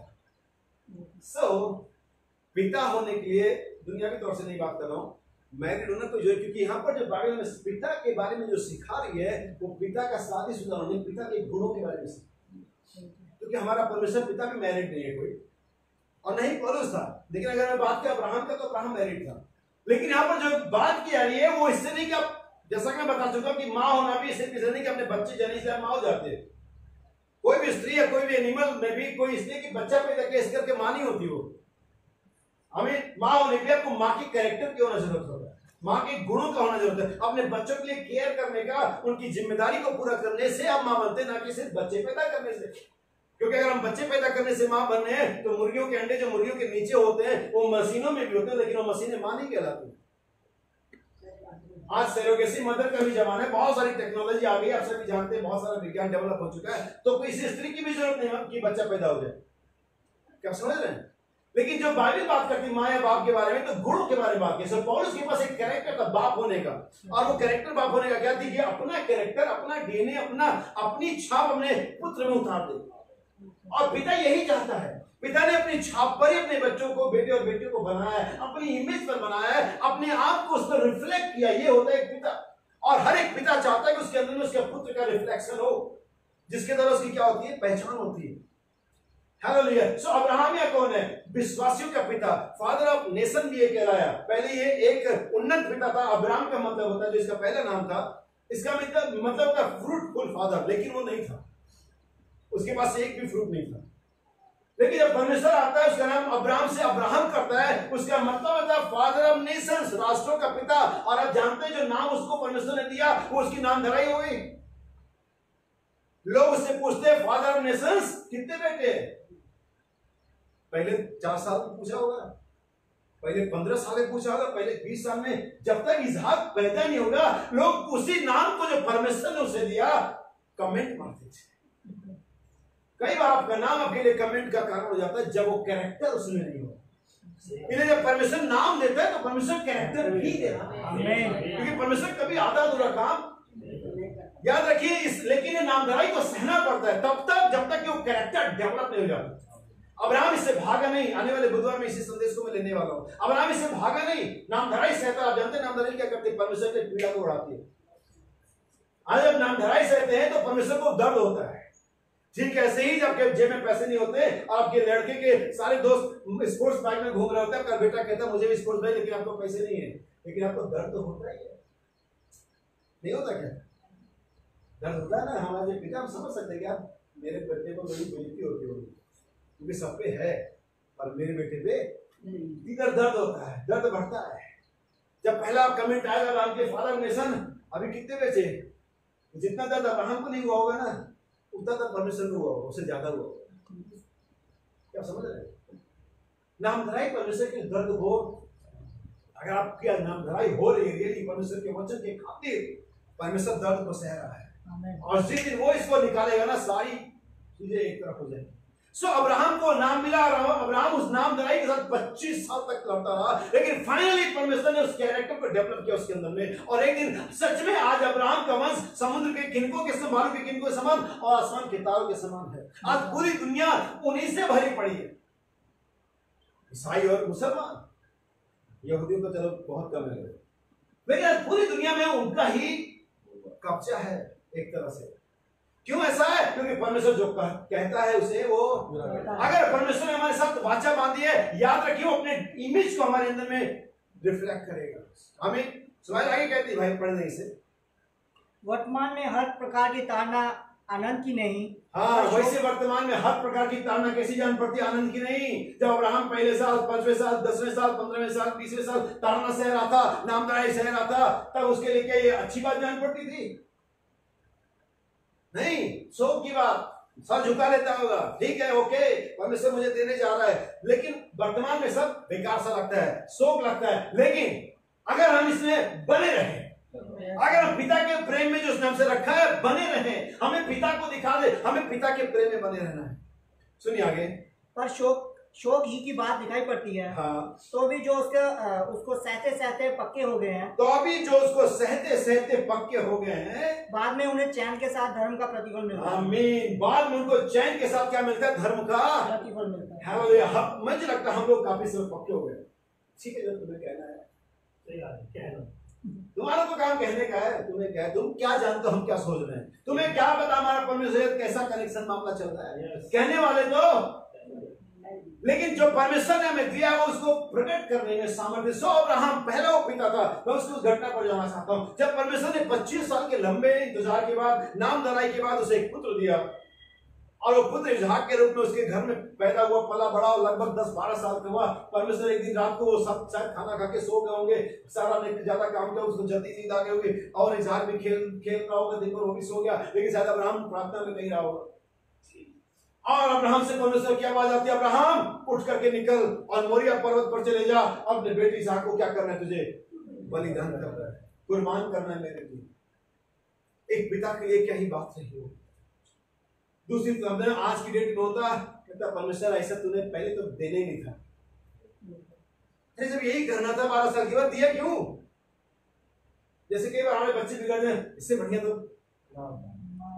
यीशु मसीह ने यहूदा की यही बात बोली थी। लेकिन अब्राहम एक ऐसा पिता था, वो जानता था कि परमेश्वर देता है तो मांगता नहीं। आमीन। वो कहीं ना कहीं उसके अंदर एक रेवलेशन था कि अगर परमेश्वर ने दिया है तो परमेश्वर इसको ले नहीं सकता। कहीं ना कहीं कुछ ऐसी बात है जो परमेश्वर मुझे कसौटी पर कस रहा है। अब्राहम अपने पुत्र को लेता है, छुरियां लेता है, रस्सी लेता है, लकड़ी लेता है, गधों को, सेवकों को लेता है और चल देता है टूर पर, और लंबी टूर, यहां तक कि शायद उसने सारा को भी छकाया नहीं। एक स्त्री, एक माँ है, वो परेशान होगी। आमीन। क्योंकि पिता ने सिर्फ नाम ही नहीं दिया था, उसे उसको अपना कैरेक्टर भी दिया। जब यीशु मसीह कलवरी पर मर रहा होगा, परमेश्वर ने देखा था, उसको मालूम है 3 दिन के बाद जी उठे। आमीन। नबी कहता है अब्राहम इसहाक को लेकर के उस पहाड़ के नीचे आता, जब ऊपर जाने का समय होता है, सेवकों से कहता तुम लोग यहीं रुको, गधों की क्या करो, रखवाली करो, मैं और मेरा पुत्र जाते और वापस भी आएंगे। आमीन। हेलो, ना सिर्फ मैं जाता और मेरा पुत्र जाता और मैं वापस आऊंगा, लेकिन मैं और पुत्र जाते और दोनों वापस आएंगे। रेवलेशन। हालेलुया। यही जिसके बारे में बाइबल ने बताते हैं कि विश्वास की भाषा है। हालेलुया। याद रखिए मेरे भाई बहन कि परमेश्वर अपने वचन के अंदर में अपने कैरेक्टर को डाल देता है, और उसका डीएनए परमेश्वर का वचन है। जैसे मैंने कुछ 14 तारीख को प्रचार किया था, परमेश्वर के वचन का चरित्र ही दुल्हन का आमीन चरित्र। आमीन। सना भी कहता है अब्राहम वहां पर जाता है, इसहाक को बलिदान करता है, और इसहाक तब तक ही नहीं जान पाया कि उसी की कुर्बानी हो जब तक उसके हाथ पीछे की तरफ बांध नहीं हुए। उसने उस रास्ते पर जब नौकर भी पीछे रह गए, जब चढ़ाई ने पूछा पापा यहाँ पर छुरी है, रस्सी है, लकड़ियां है, मेमना किधर है? और उसके बावजूद अब्राहम ने नहीं कहा कि बेटा तेरा कुर्बानी होने वाला है। उन्होंने कहा परमेश्वर आप अपने आप उपाय करेगा। परमेश्वर, अब्राहम को यकीन था मेरा बेटा मरने वाला नहीं। हालेलुया। इस बेटे के बारे में जब आप आगे जाएंगे, मैंने बुधवार को बताया था, जब ये अब्राहम बुजुर्ग हो जाता है, जब इसहाक की शादी का समय आता है, अपने सबसे खास सेवक, पुराने सेवक एलीएजर को लेता है, उससे शपथ खिलवाता है, और मेरे इसहाक के लिए संतान दुल्हन लेकर गया। कहां से? कनानियों, और वहां जहां भी है, लेकिन मेरे खानदान में से लेकर गया ना। और एलीएजर कहता अगर उनमें से कोई आना ना चाहे तो क्या मैं तेरे बेटे को वहां ले जाऊं? अब्राहम का नहीं, मेरे बेटे को उधर गंदगी में नहीं लेकर के जाना है, चाहे वे आए और ना आए। इसीलिए नबी ने परमेश्वर के वचन को कभी संस्था में नहीं डाला, संस्था में से निकाला। आमीन। हमें वहां से कॉल किया, आ जाओ। अगर कोई नहीं आया तो क्या मैं वचन को संस्था में दे दूं? नहीं, क्योंकि यीशु मसीह, इसहाक किसको रिप्रेजेंट करता है? यीशु मसीह को। और यीशु मसीह कौन है? वचन। मेरा वचन संस्था में नहीं जाएगा, वहां पर मैंने चुना हुआ है, एक दुल्हन है वहां पर, वो ही बाहर आएगी। मेरा वचन, मेरा पुत्र कनानियों के बीच में नहीं जाएगा। अगर आप ध्यान से पढ़ेंगे, 2 बार मना किया। कितनी बार? 2 बार। तो मेरे बेटे को उधर मत ले गया ना। परमेश्वर का वचन संस्था में कभी मिलेगा ही नहीं। ये दूध से सजदा में लेकर के जब सब लोगों ने भाई बहन को त्याग दिया, फुल गॉस्पेल ने पेंटेकोस्ट ने भाई बहन अकेले प्रचार करते रहे। एक व्यक्ति आया, भाई बहन क्या बना रहे हो चर्च, तुम्हारी कौन सुनेगा, तुम खंभों को प्रचार करोगे। भाई बहन ये अगर परमेश्वर मुझे खंभों को प्रचार करने देगा, मैं खंभों से प्रचार करूंगा। खंभों से परमेश्वर संतान पैदा करने में सामर्थ्य है, उसके पास गुण है, उसके पास बीज है। सो अब्राहम ऐसा पिता था। उसके बाद नबी कहते एक और बाइबल एक और पिता के बारे में बात करती है। वैसे बहुत सारे, मैं पिता के बारे में आज बात नहीं करूंगा क्योंकि पिता के साथ उसकी पुत्री का भी योगदान था, लेकिन जिसके बारे में बात करूं इब्राहिम या दूसरा अय्यूब के बारे में, इनके पुत्रों का कोई योगदान नहीं था, इसमें इसहाक का कोई योगदान नहीं था। अय्यूब अपने हर पुत्र के लिए, हर बेटे बेटी के बलिदान चढ़ाता था। अय्यूब अपने बच्चों की स्पेशल प्रार्थना करता था, इसमें उनके बच्चों का कोई योगदान नहीं था। लेकिन मैं अगर इफ्ता की बात करूं तो परमेश्वर का नाम मुबारक, इफ्ता भी सही था, उसकी बेटी भी सही थी। लेकिन अय्यूब के बारे में ऐसा नहीं है, ना ही लूत के बारे में ऐसा है। लूत भी एक पिता था, लेकिन लूत इस बात में लापरवाह हो उसके बच्चे किधर जा रहे हैं, उसके बच्चे व्हाट्सएप पर क्या देख रहे हैं, उसके बच्चे शहर में कौन से क्लब को ज्वाइन कर चुके हैं। लूत इसके लिए क्या हो गया, लापरवाह था। लेकिन अय्यूब नहीं, अय्यूब ने अपने लिए और अपने बच्चों के जाने अनजाने किए गए अपराधों के, नबी कहता है उसने उनके लिए बलिदान चढ़ाए, होम बलि मेल बलि चढ़ाए। जाने किसी पार्टी में गए होंगे, जाने क्या किया होगा, जाने कौन सा शो देखा होगा, और उसके लिए उसने क्या क्या सेक्रीफाइस किया। एक पिता होता है। आमीन, हालेलुया। अब्राहम के बाद जो दूसरा सही पिता बाइबल में नजर आता है वो अय्यूब था, और इसी वजह से इसको रिस्टोर किया गया, इसके बच्चों को जितने पहले थे उससे ज्यादा। आज अगर हम एक पिता के तौर पर, एक बहन के तौर पर, एक माँ के तौर पर, जो भी हमें परमेश्वर ने रिस्पॉन्सिबिलिटी दी है, अगर हम उसे पूरा करते हैं, परमेश्वर हमारे संतानों को, हमारी कलीसिया को, हमारे परिवारों को, हमारी उपज को रिस्टोर करने में सफल है। लेकिन फिलिप्पुस की इच्छा क्या थी, ऐसे पिता को देखने की। एक दिन इच्छा मूसा के अंदर में भी जगी थी, पिता को दिखा दे, उसका रूप देखना चाहता हूं। फिलिप्पुस कहता है हम पिता को दिखा दे, यही बहुत है। यीशु ने कहा क्या तूने मुझे देखा नहीं? तूने जब मुझे देखा तो तू क्यों कहता है पिता को? जिसने मुझे देखा उसने, क्योंकि यीशु ने पिता के समान हमसे प्रेम किया। मैं आपको बाइबल के अंदर में लेकर के जाऊंगा, मेरे पास आखिर में चलते हैं, क्या हम तैयार हैं? अगर आप लूका की किताब 15वां अध्याय निकालेंगे, बड़ी अजीब बात है कि लूका के 15वें अध्याय में 3 दृष्टांत हैं। हालेलुया। मैं चाहता हूं सिर्फ हेडिंग पढ़ ले, उनके 3 दृष्टांत के हेडिंग लिखे होंगे 15 अध्याय, और तीनों का सेंस एक ही है। हेडिंग अगर किसी को पहला दृष्टांत है, किसका है? कोई भी भेड़ का दृष्टांत। कोई भेड़ का दृष्टांत। दूसरा क्या है? खोए हुए सिक्के का दृष्टांत। खोए हुए सिक्के का दृष्टांत। और तीसरा उड़ा हुआ पुत्र का दृष्टांत। ये भी खोया ही था। अजीब बात है कि एक ही चैप्टर में 3 दृष्टांत हैं, लेकिन तीनों अलग अलग कैरेक्टर हैं। और अच्छी बात है, इसके बारे में आज फोकस करेंगे। वो लंबा वाला जो दृष्टांत है वो उड़ाऊ पुत्र का, वो काफी लंबा है, लेकिन जो 2 और है वो थोड़े शॉर्ट है। और यहाँ पर जो चीजों को समझना है वो बहुत बारीकी समझना है। पहला दृष्टांत उन 100 भेड़ों और 99 और 1 का रेसी वहां पर। और बहुत सारे बार हम ये सोचते हैं, बहुत से लोग अंदाजा लगाते हैं, संस्थाओं में ऐसा अक्सर सुना प्रचार करते हैं 99 को छोड़ करके। छोड़ने से मतलब रिजेक्ट करके नहीं है। अरे 99 ठीक है, वो पॉसिबल है, जगह पर है, तो क्या केयर करना। वो चर्च जा रहा है, वो प्रार्थना कर रहा है, बिलीव तो ठीक है, वो तो चल ही रहा है ना। छोड़ का मतलब उनको रिजेक्ट करके नहीं है, मतलब उसके बारे में उनको टेंशन नहीं है, वो सही है, वो अपने जगह में बने हुए। एक बिगड़ गई है, एक खो गई है, तो ध्यान किस पर लगाना है उसने? उस पर जो प्रॉब्लम में है, उस पर जो गड़बड़ी में, उस पर जो खो गई है। बाकी वो 99 ऐसा नहीं कि उनसे प्रेम नहीं कर रहे हो। कई बार हमारे दिमाग में ऐसा था, संस्थाओं में अक्सर ही सुना है 99 को छोड़ करके। छोड़ने से मतलब उनको रिजेक्ट करके नहीं है, क्योंकि वो भी तो आखिर परमेश्वर के ही बेड़े हैं। ऐसा कैसे करेगा कि एक के चक्कर में 99 को लात मार के तुम चलो हटो?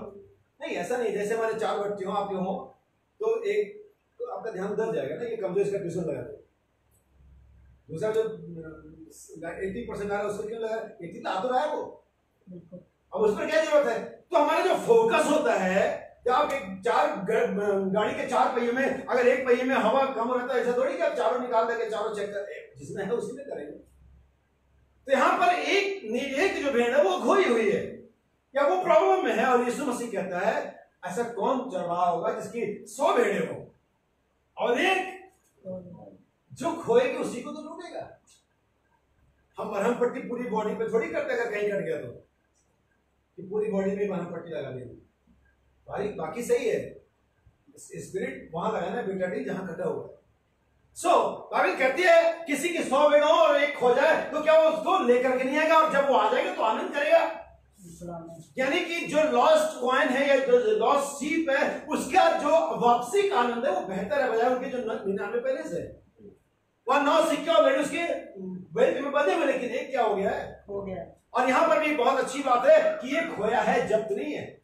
मैं हमेशा बताता हूं, कलीसिया कई बार इसे समझती नहीं, कई बार ऐसा ये जो सिक्का इसका है ना, ये खोया है ना कि जब्त है। जब्त तब होता है जब विचार में पकड़ी जाती है।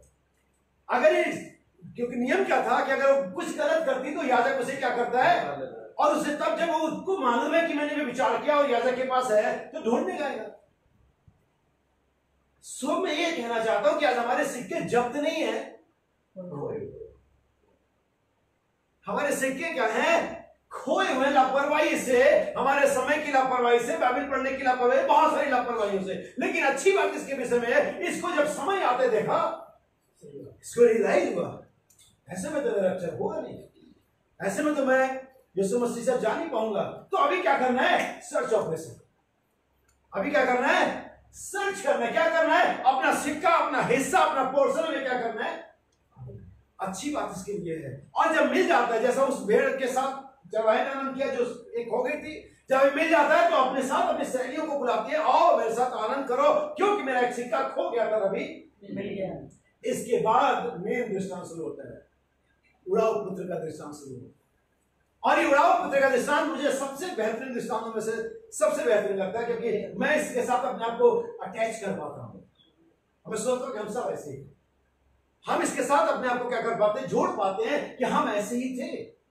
हमें अगर आप इसकी शुरुआत में जाएंगे, ये लड़का आता है, ये कहानी आप जो आगे बताने वाला वो शायद अभी तक हमने नहीं सुना है, वो आज हम सुनेंगे। ये आता है अपने पिता से, कहता है जो कुछ संपत्ति में मेरा हिस्सा है, जो कुछ चीजें हैं वो मुझे दे दे, बहुत हो गया, मैं तेरी पढ़ना यहां मत जाओ, वो नहीं करो, पढ़ लो, मोबाइल बहुत देख दो, मैं पक गया हूं, अभी मैं 18 से ऊपर का हो गया हूं, मेरा हिस्सा मुझे, मैं बच्चे थोड़ी ना जो तुम मुझे हर बार टोकते रहते हो, तुम 90 साल की हो जाओगे, मैं जिंदा हूं तो बच्चे रहो, हमें जब तुम्हारे भी दांत नहीं लगे, मेरे भी दांत, तभी तुम बच्चे हो, क्योंकि जेनेटिक में हो गया है। हालेलुया। तो कभी बच्चे ना सोचे कि वो बाप से बड़े हो गए, हमें। लेकिन हाँ, एक चीज जरूरी है कि जब बच्चों के जो हमारे जो जूते बच्चों के आ जाए तो थोड़ा सा संभाल करके ही वो करना चाहिए। हमें ये सब बाइबल में सिखाते हैं। तो याद रखिए इस चीज को, वो जाता है मेरा हिस्सा मुझे दे दे। और ये 2 पुत्र थे, अगर आप देखेंगे तो कितने थे, यहाँ पर हर जगह मामला अपोजिट और उसमें है। वहां पर 100, 99 और 1 का मामला है, यहाँ 9, 1 का मामला है, इधर 2 ही है। देखो 99 और 1, इतना बड़ा नंबर, 9 और 1 थोड़ा और कम हो गया, इसके बाद जो बढ़ता है वो एक ही का अवस्था है। 2 पुत्र थे और ये छोटा वाला था, कहते हैं छोटा बहुत छोटा सच में होता है। वास्तव में मैं इसे बाइबल में देख पाता हूँ। यूसुफ को देखो, याकूब को देखो, भाई साहब जन्म से लेकर के और जब तक आशीष नहीं मिलेगी, नाम नहीं चेंज हो गया, तब तक भाई साहब अड़ंगेबाजी छुट्टी नहीं मिलेगी। जो छोटे होते हैं ना लहुरा, और याकूब का प्राण उसमें अटकता था। अगर आप पढ़ेंगे उत्पत्ति के साथ 45वें अध्याय के आसपास है, जब बिन्यामीन को भी ले गए और जब यूसुफ ने बिन्यामीन को छोड़ा नहीं, क्योंकि जानता था अगर ये इधर रही रहेगा याकूब आएगा नहीं, उन्हें पकड़ लिया और यहूदा ने कहा इसे छोड़ दे, उसका तो प्राण इसमें अटकता है, वो तो जीते जी अलग उधर जाएंगे। भाई पढ़ेंगे ऐसे ही लिखा हुआ, उसका प्राण इसमें, एक पिता का प्राण अपने बच्चों में अटकता है। बच्चे इसे समझते नहीं, हमें अच्छे खासा लेसन हो जाएगा, बच्चे कहेंगे ज्यादा ही हो गया, काश हम समझे और काश हम जो सब बड़े वाले पिता के प्राण को समझे कि उसका प्राण हम में अटकता है। सही बात है, हमारे लिए कैसा, देखो प्रियो पिता ने हमसे कैसा प्रेम किया, उसका प्राण हम में अटकता है। अगर एक स्वाभाविक पिता का प्राण अपने बच्चों में अटकता है, जैसा कि लिखा हुआ है इनके अंदर में, क्या आपने पढ़ाई से, या मैं पढ़ूं आपके लिए, सभी लोगों ने पढ़ाई से, सो बाइबल कहती है उसका प्राण। और यहाँ पर बाइबल बताती है कि परमेश्वर हमसे कैसा, और यहाँ पर छोटा बेटा आता है, मेरा संपत्ति मेरा हिस्सा मुझे दे दे। इसने कोई बहुत गलत काम नहीं किया, इसने कोई गालियां भी नहीं बकी, ठीक है इतना बनता है, लीगली इसको ये अधिकार था, लेकिन कई बार हमारे अधिकार हमें परेशानी में डाल देते हैं। ठीक है, ऐसे जैसे याकूब डर गया था, अधिकार तो ले लिया, लेकिन एक दिन उसी अधिकार में के चक्कर में क्या हो गया, मौत का सब है। सो ये लेकर के चला जाता है। अगर बाइबल का मैं पढ़ाना नहीं चाह रहा हूं, डिटेल्स से अगर आप जाएंगे, थोड़े ही दिनों में इसने संपत्ति गंवा दी। थोड़े ही दिनों में ये एक ऐसे जगह पहुंच गया जहां पर जाने की इसकी कभी जा नहीं सकता, ये जाता नहीं, और उससे भी ज्यादा आलिशान समय, भोजन, तमाम चीज के पिता घर में थी। अगर आप पढ़ेंगे, लिखा हुआ है, इसे कोई कुछ नहीं दे सकता, लिखा है, इसे पढ़े भाई, शुरू से पढ़ेगा। मतलब फिर उसने कहा, किसी मनुष्य के 2 पुत्र थे, उनमें से छोटे ने पिता से कहा, हे पिता, संपत्ति में से जो भाग मेरा है वह मुझे दे दीजिए। उसने उनको अपनी संपत्ति बांट दी।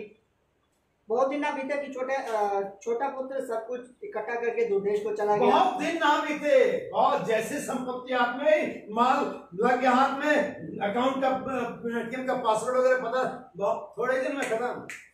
ये टाइम कहाँ लगाते हैं बर्बाद करने में।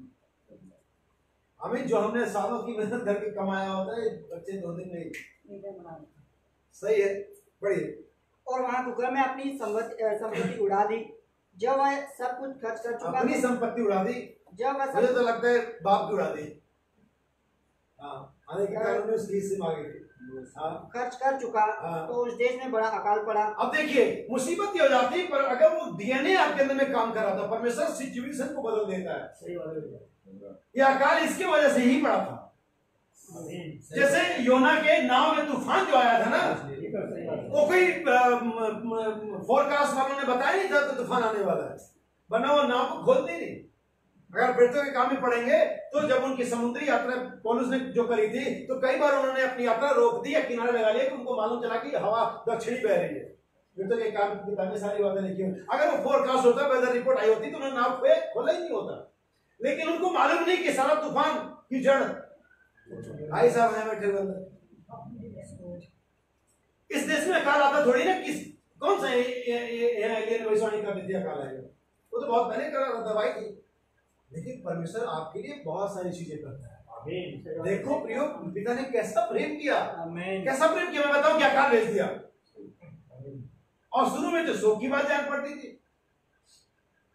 शुरू में बाइबल क्या कहती, क्या बात जान पड़ती है, शोक की बात। अब देखो पापा ने पैसा दिया, वो भी खत्म हुआ, इधर अकाल भी आ गया, अभी बहुत शोक है, लेकिन बेटे इसी में भलाई है, अभी तो लौटेगा। शुरू में सब ऐसे लगता है कि क्या रहा है, जब भी हम अच्छा करा जाए सब बुरा हो जाता है। नहीं, परमेश्वर आपके लिए कुछ कर रहा है। परमेश्वर के पास आपके लिए बेहतर प्लान है, हमारी सोच से ज्यादा। आप कहते लॉकडाउन, मैं कहता हूँ ये परमेश्वर का दी बेस्ट प्लान था मेरे और आपके लिए और सारे जीवों के लिए। हम परमेश्वर को बेहतर समझ पाए, हम और ज्यादा चिपट पाए। हमें ये रियलाइज हुआ कि एक दूसरे की कमी क्या होती है। हमें रियलाइज हुआ कि हमने अपना कितना सारा समय बर्बाद कर दिया जब चीजें सामान्य थी। लॉकडाउन एक ब्लेसिंग है मेरे और आपके लिए, मैं इसे परमेश्वर की ओर से मानता हूँ। क्योंकि बाइबल कहती है क्या कोई विपत्ति बिना यहोवा के भेजे किसी नगर में आएगी। कोरोना की मिसाल क्या है। और एक चीज आपको तसल्ली के लिए बता दूं, जिस चीज की शुरुआत होती है ना, उसका अंत भी होता है। कभी दुनिया में चेचक शुरू हुआ, 6 करोड़ लोग 15वीं सदी में मर गए थे। कभी दुनिया में हेपेटाइटिस शुरू हुआ, कितने करोड़ लोग मर गए। कभी दुनिया में इबोला आया, शुरू हुआ ना, तो जो शुरू होती खत्म भी होता। कोरोना कोई इटर्नल नहीं, आज कल आया चले जाएगा। यीशु मसीह आज कल और सर्वदा एक साथ, ना सिर्फ अपने नाम में लेकिन अपनी सामर्थ्य में भी एक जैसा है। तो जैसा कल सामर्थ्य था, दयालु था, उद्धार करता था, शांति देने वाला, चंगाई दे, वैसा आज भी है। कोरोना इटर्नल नहीं, यीशु मसीह चल, और मैं और आप भी। हालेलुया। सो उस देश में क्या पड़ा, अकाल। किसने डाला ऐसा अकाल को? बाइबल कहती परमेश्वर के भेजे बिना कोई विपत्ति किसी नगर में नहीं आती। परमेश्वर ने एक बच्चे के लिए पूरे देश में अकाल डाल दिया। आप कहते हैं लॉकडाउन पूरे विश्वव्यापी है। तुम लोग कहते, तुम लोग हो कितने? अरे एक के लिए कर देता है वो, हम तो फिर भी बहुत सारे हैं। हमें कोरोना परमेश्वर के लिए इतना है जितना कि सर्दी जुकाम होता है। उन्हें कहते हैं स्टॉप, तो स्टॉप आपको मालूम होना चाहिए। दूसरा विश्व युद्ध 11 नवंबर 11 बजे 11 महीने में 11 तारीख को 11 बजे समाप्त हो गया। आज तक किसी को भी नहीं मालूम है किसने रोका। इतिहास पढ़ लेने जाकर, लेकिन हमें मालूम है किसने रोका। सारी हवाएं उस दूत के बस में रहती हैं। हम बिलीव करते हैं, आमीन। स्वाभाविक कहते हैं उस देश में एक अकाल आया, इसी वजह से आया, और वो वजह देखिए, और वह कंगाल हो गया। कौन कंगाल हो गया? उड़ाऊ पुत्र। एक तो अपना पैसा खत्म किया, अकाल आ गया, और भी कंगाल हो गया। और आगे क्या कहती है? इसलिए वह उस देश के निवासियों में से एक के जहाँ जा पड़ा। उसने उसे अपने खेतों में सूअर चराने के लिए उससे अपने खेतों में सूअर चराने का काम देख के एक पोजीशन हो गई। आप जानते हो ऐसा क्यों हुआ? आगे एक लाइन और पढ़ देते। और वह चाहता था कि उन फलियों से जिन्हें सूअर खाते थे अपना पेट भरे। अपना पेट किससे भरना चाहता था? एक ऐसे फूड से जो उसके लिए नहीं था। आज जब परमेश्वर के गाइडेंस को, परमेश्वर की संपत्ति को एक बिलियन उड़ा देता है, तो ऐसे खाने को खाने के लिए आ जाता है जो उसका नहीं है। और मैं यहां स्पिरिचुअल तरीके से बात कर रहा हूं। उन फलियों में से खाना चाहता था। प्रचारक कहते खाता था नहीं, बाइबल कहती क्या खाता था। यहां तक कि लाजर भी चूर चार खाता नहीं था, खाना चाहता था। हमें ये भी खाना चाहता था, और उसे कोई कुछ नहीं देता था। क्यों नहीं देता था? अरे भैया, बाप को छोड़ के आया है, बाप को छोड़ के आए तो कोई कुछ ना देगा तुम्हें। अरे कहां से रिकवर कहां से करेगा ये? घर तो छुड़ाया, कड़ी पा रही है, तो बाप को छोड़ के आओ तो तुम्हें कोई कुछ देगा ही नहीं। सिंपल सी कहानी है। बाप को छोड़ने के बाद कुछ मिलने वाला नहीं है, यहां पर लिखा हुआ साफ साफ। कोई उसे कुछ नहीं देता था। क्यों? अभी आगे समझ में आया, सुनिए। जब अपने आपे में आया। कब? अपने आपे में। यानी कि ये सब कुछ इसने तब किया जब ये अपने आपे में नहीं था। आप जानते हैं अपने बाप के अगेंस्ट कब जाते हैं आप अपने आपे में नहीं होते हैं। आपको कोई और ही आत्मा कंट्रोल करे, शायद आपके बॉयफ्रेंड, गर्लफ्रेंड, समाज, पैसा, लालच, व्यभिचार, वो आत्मा आपको तब अपने आपे, तब अपने बाप के अगेंस्ट जाते हैं। जब एक विश्वासी वचन के अगेंस्ट जाता है, इसका मतलब अपने आपे में, इसका मतलब कोई और आत्मा उसे पिक किए हुए, कोई और आत्मा उसे लीड कर रहे, तब वो पिता के अगेंस्ट जाता है।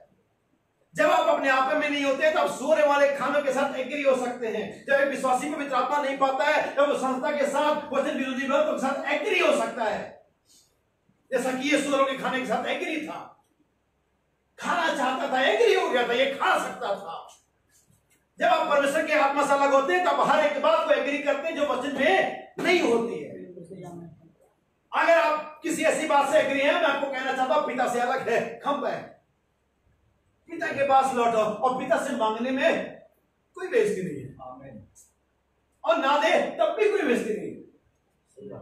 मेरी तो आज तक नहीं हुई, मैंने कभी अनुभव नहीं किया बाप ने मुझे दिया नहीं। हाँ, चाचा ना दे तो बड़ी लगती है, चाचा ना दे तो लगती है, चाची ना दे, ताई ना दे तो लगती है, लेकिन बाप ने दे तो क्या हो गया? आज नहीं दे तो कल भी देगा। आमीन। कोई से कुछ नहीं देता था, आगे लिखा हुआ है। जब वो अपने आपे में आया तब यही इसका जरूरत है। आज फादर्स डे पर हम सभी दुनियावी जो बच्चे और जो आत्मिक बच्चे, सभी को अपने आपे में आने की जरूरत है। अगर हम बाहर चले गए, अगर हम परमेश्वर की ब्लेसिंग्स को, परमेश्वर की बातों को हमने उड़ा दिया है और हम उन सारी गलत बातों के साथ एग्री हो गए, तो आज हमें अपने आपे में आने की जरूरत है। और जब वो अपने आपे में आया तो उसको क्या चीज याद आई? क्या उसको अपना बाइक याद आया? क्या उसको अपनी माँ याद आई? क्या उसको अपना वो कमरा याद आया? क्या उसको क्या अपना पिता याद आया? क्योंकि हमारा कनेक्शन, डिस्कनेक्शन ही पिता के साथ हुआ है। मनुष्य का रिश्ता परमेश्वर से परमेश्वर के तौर पर खत्म नहीं हुआ था, मनुष्य का रिश्ता परमेश्वर से पिता के तौर पर खत्म हुआ था। हमें इसलिए ईश्वर का आपसे तुम ईश्वर किससे प्रार्थना किया? हे हमारे पिता। हे हमारे परमेश्वर नहीं, वो तो पहले भी था, वो अभी भी है, लेकिन ऐसे ये हमारे पिता है वो। और अपने आपे में आया और क्या कहता है? आपे में आया तब कहने लगा, मेरे पिता के कितने ही मजदूरों को भोजन से अधिक रोटी मिलती है, मैं यहाँ भूखा मर रहा हूँ। मैं अब उठकर अपने पिता के पास जाऊंगा और उसे कहूंगा कि ये पिताजी, मैंने स्वर्ग के विरोध में और आपकी दृष्टि में पाप किया है। अब इस योग्य नहीं रहा कि तेरा पुत्र कहलाऊं, मुझे अपने एक मजदूर के समान। याद रखिए, वो कह रहा अब इस योग्य नहीं रहा कि मैं पुत्र कह रहा हूं, मुझे एक मजदूर के समान रख लेगा। लेकिन अच्छी बात क्या है, जो मैं बता चुका पहले, रिलेशन कभी खत्म नहीं होता। दूरियां बढ़ जाती हैं, मन मुटाव आ जाता है, बाप बेटे से बात नहीं करता, बेटा बाप से नहीं बात करता।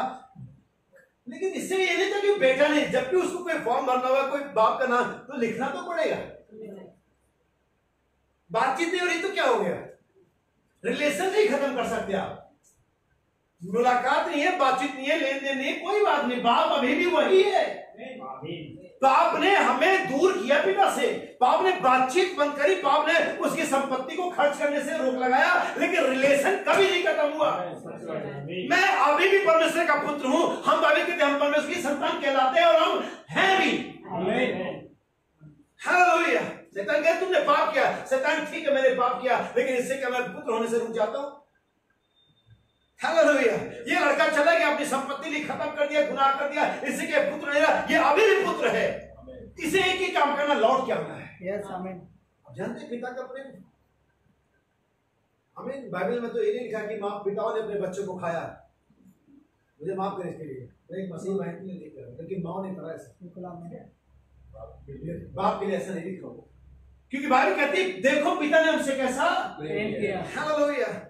जगत, परमेश्वर ने जगत से ऐसा प्रेम किया, अपने इकलौता पुत्र दे दिया। पिता ही ऐसा कर सकता है। सारा इसहाक को कुर्बान नहीं कर सकती थी, अब्राहम ऐसा कर सकता है। हमें एक कैरेक्टर्स होते हैं जो हमारे पिता के अंदर में है, और वो चाहता है कि उसके पुत्र में भी एक कैरेक्टर हो। सो लौटा, मैं लौटने पर मैं बस करूंगा, छोड़ दीजिए, आप सभी इस कहानी को पढ़ा होगा। यहाँ पर 4 चीजें जो मैं दिखाना चाहूंगा।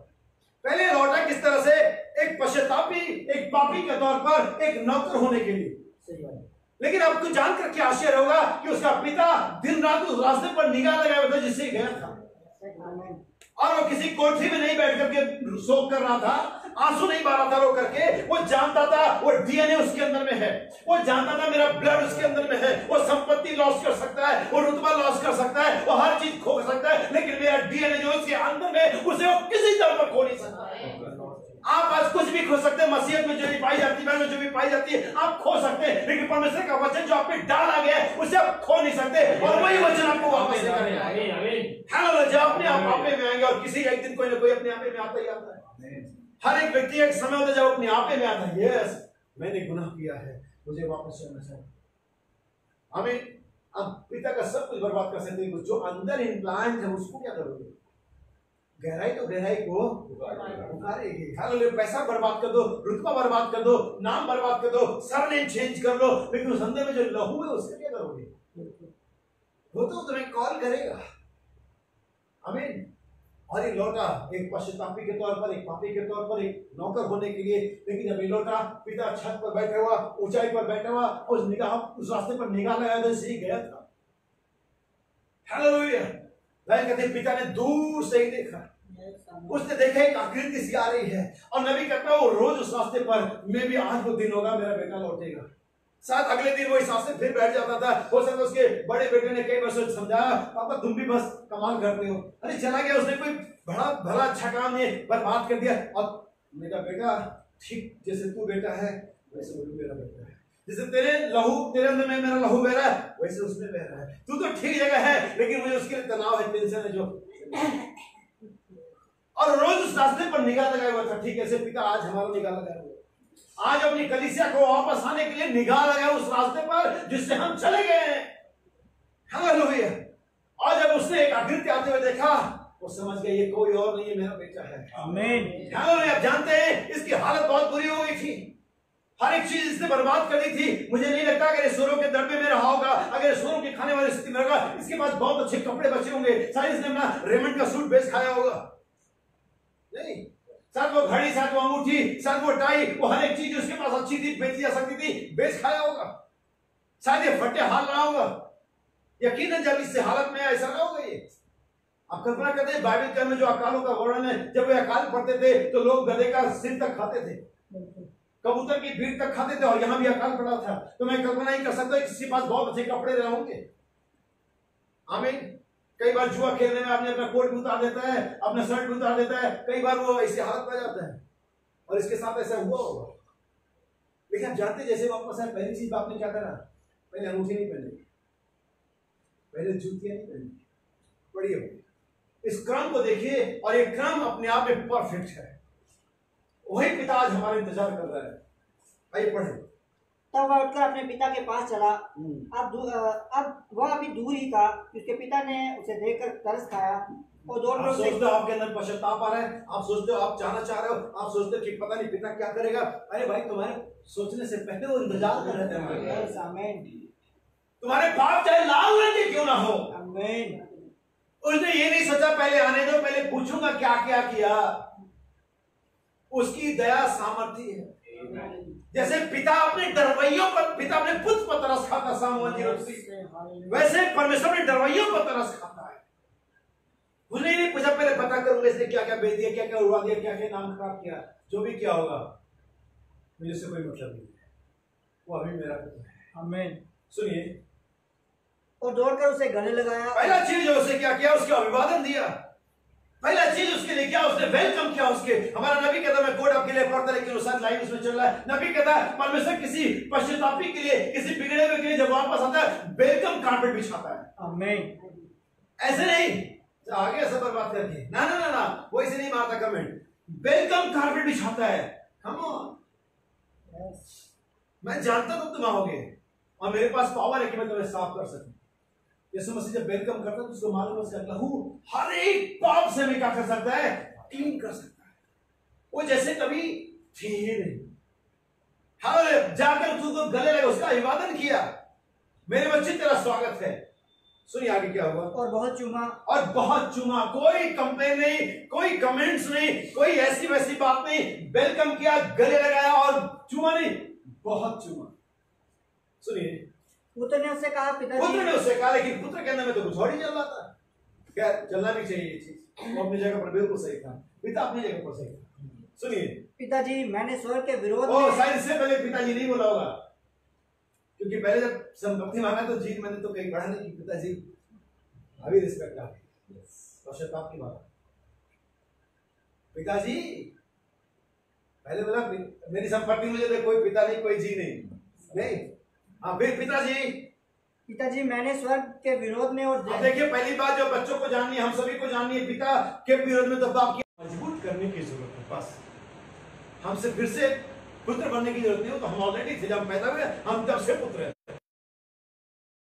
कभी जरूरत नहीं, हमें पुत्र की तरह रहने की जरूरत है। सुनिए, परंतु पिता ने अपने दासों से कहा, क्या पिता ने उसकी रिपेंडेंस पे ध्यान दिया? वो जानता था, वो हार्ट को जानता मेरे भाई बहन, वो हमारे मनों के बिछानों घुटने से पहले जाने, वो जानता था ये रिपेंट कर रहा है। सो डिटेल सुनने की उसको जरूरत नहीं थी। तूने क्या क्या किया, तूने ऐसे कैसे किया, तूने कब सुना, तूने कब मन किया वापस आने का, और बता, नहीं मुझे मालूम है तू आ गया, बस डिटेल रहने दे हमें। और अपने नौकरों को आज्ञा दिया, जब अच्छे से अच्छा वस्त्र निकाल। एक चीज हमेशा ध्यान रखना, जब ऐसा हो रहा तो बड़ा बेटा घर में नहीं है, और जब परमेश्वर हमारे साथ ये कर रहा है तो अभी भी इजराइल घर में नहीं है। लेकिन जैसे हम आ जाएंगे वो भी दौड़ के आ जाएगा। हालेलुया। ये बड़ा छोटा बेटा मैं और आप नजाती कली से है, बड़ा बेटा इजराइल है। सुनिए, अच्छे से अच्छा वस्त्र निकाला, पहले चीज फटे हालत में है। लोग अभी कोई आ जाएगा तो क्या देखेंगे, कैसे झाड़ू छाप और मैला कुचैला फटे हाल में मेरा बेटा, ऐसे नहीं। सबसे पहले इसको कवर करो, सबसे पहले इसके नंगेपन को, इसकी अधर्मिकता को, इसकी गंदगी को ढांको। पहला काम जो परमेश्वर करता है उस पश्चातापी को कवर करता है, उसको ढकता है। किससे? अपनी धार्मिकता से, अपने रुतबे से, अपनी सामर्थ्य से कवर करो इसे। ठीक है, ऐसे अगर आपको याद हो तो भीतर से जब भी किसी जगह में, अगर आपने टेलीविजन पे देखा हो, जब भी कोई ऐसा चीज जो आपत्तिजनक होता है तो सबसे पहले जो उसे कवर किया। हमारी कन्वेंशन में देखा, जब महिलाओं के ऊपर में दुष्ट आत्मा आती निकलती तो हम पहले अपनी बहनों को आगे देख के तो चादर रखो, कोई भाइयों के लिए नहीं होता है, क्योंकि उनको ढकने की जरूरत है। ठीक ऐसे परमेश्वर इसको पहले चीज आता है, इसको कवर करो। मैं नहीं चाहता मेरे पुत्र की कोई बेइज्जती हो, अगर कोई पड़ोसी, कोई रिश्तेदार जो आए हुए हैं वो इसको इस हालत में देखे, मैं नहीं चाहता। सबसे पहले से क्या करो, परमेश्वर सबसे पहला काम करता है, हमें वचन से कवर करता है, हमें हमारी धार्मिकता से हटा करके हमें विवाह की वजह से क्या करता है, ढक देता है, ताकि हमारी जो गंदगी है, जो हमारी तमाम बातें वो दूर और बाहर ना पड़ जाए।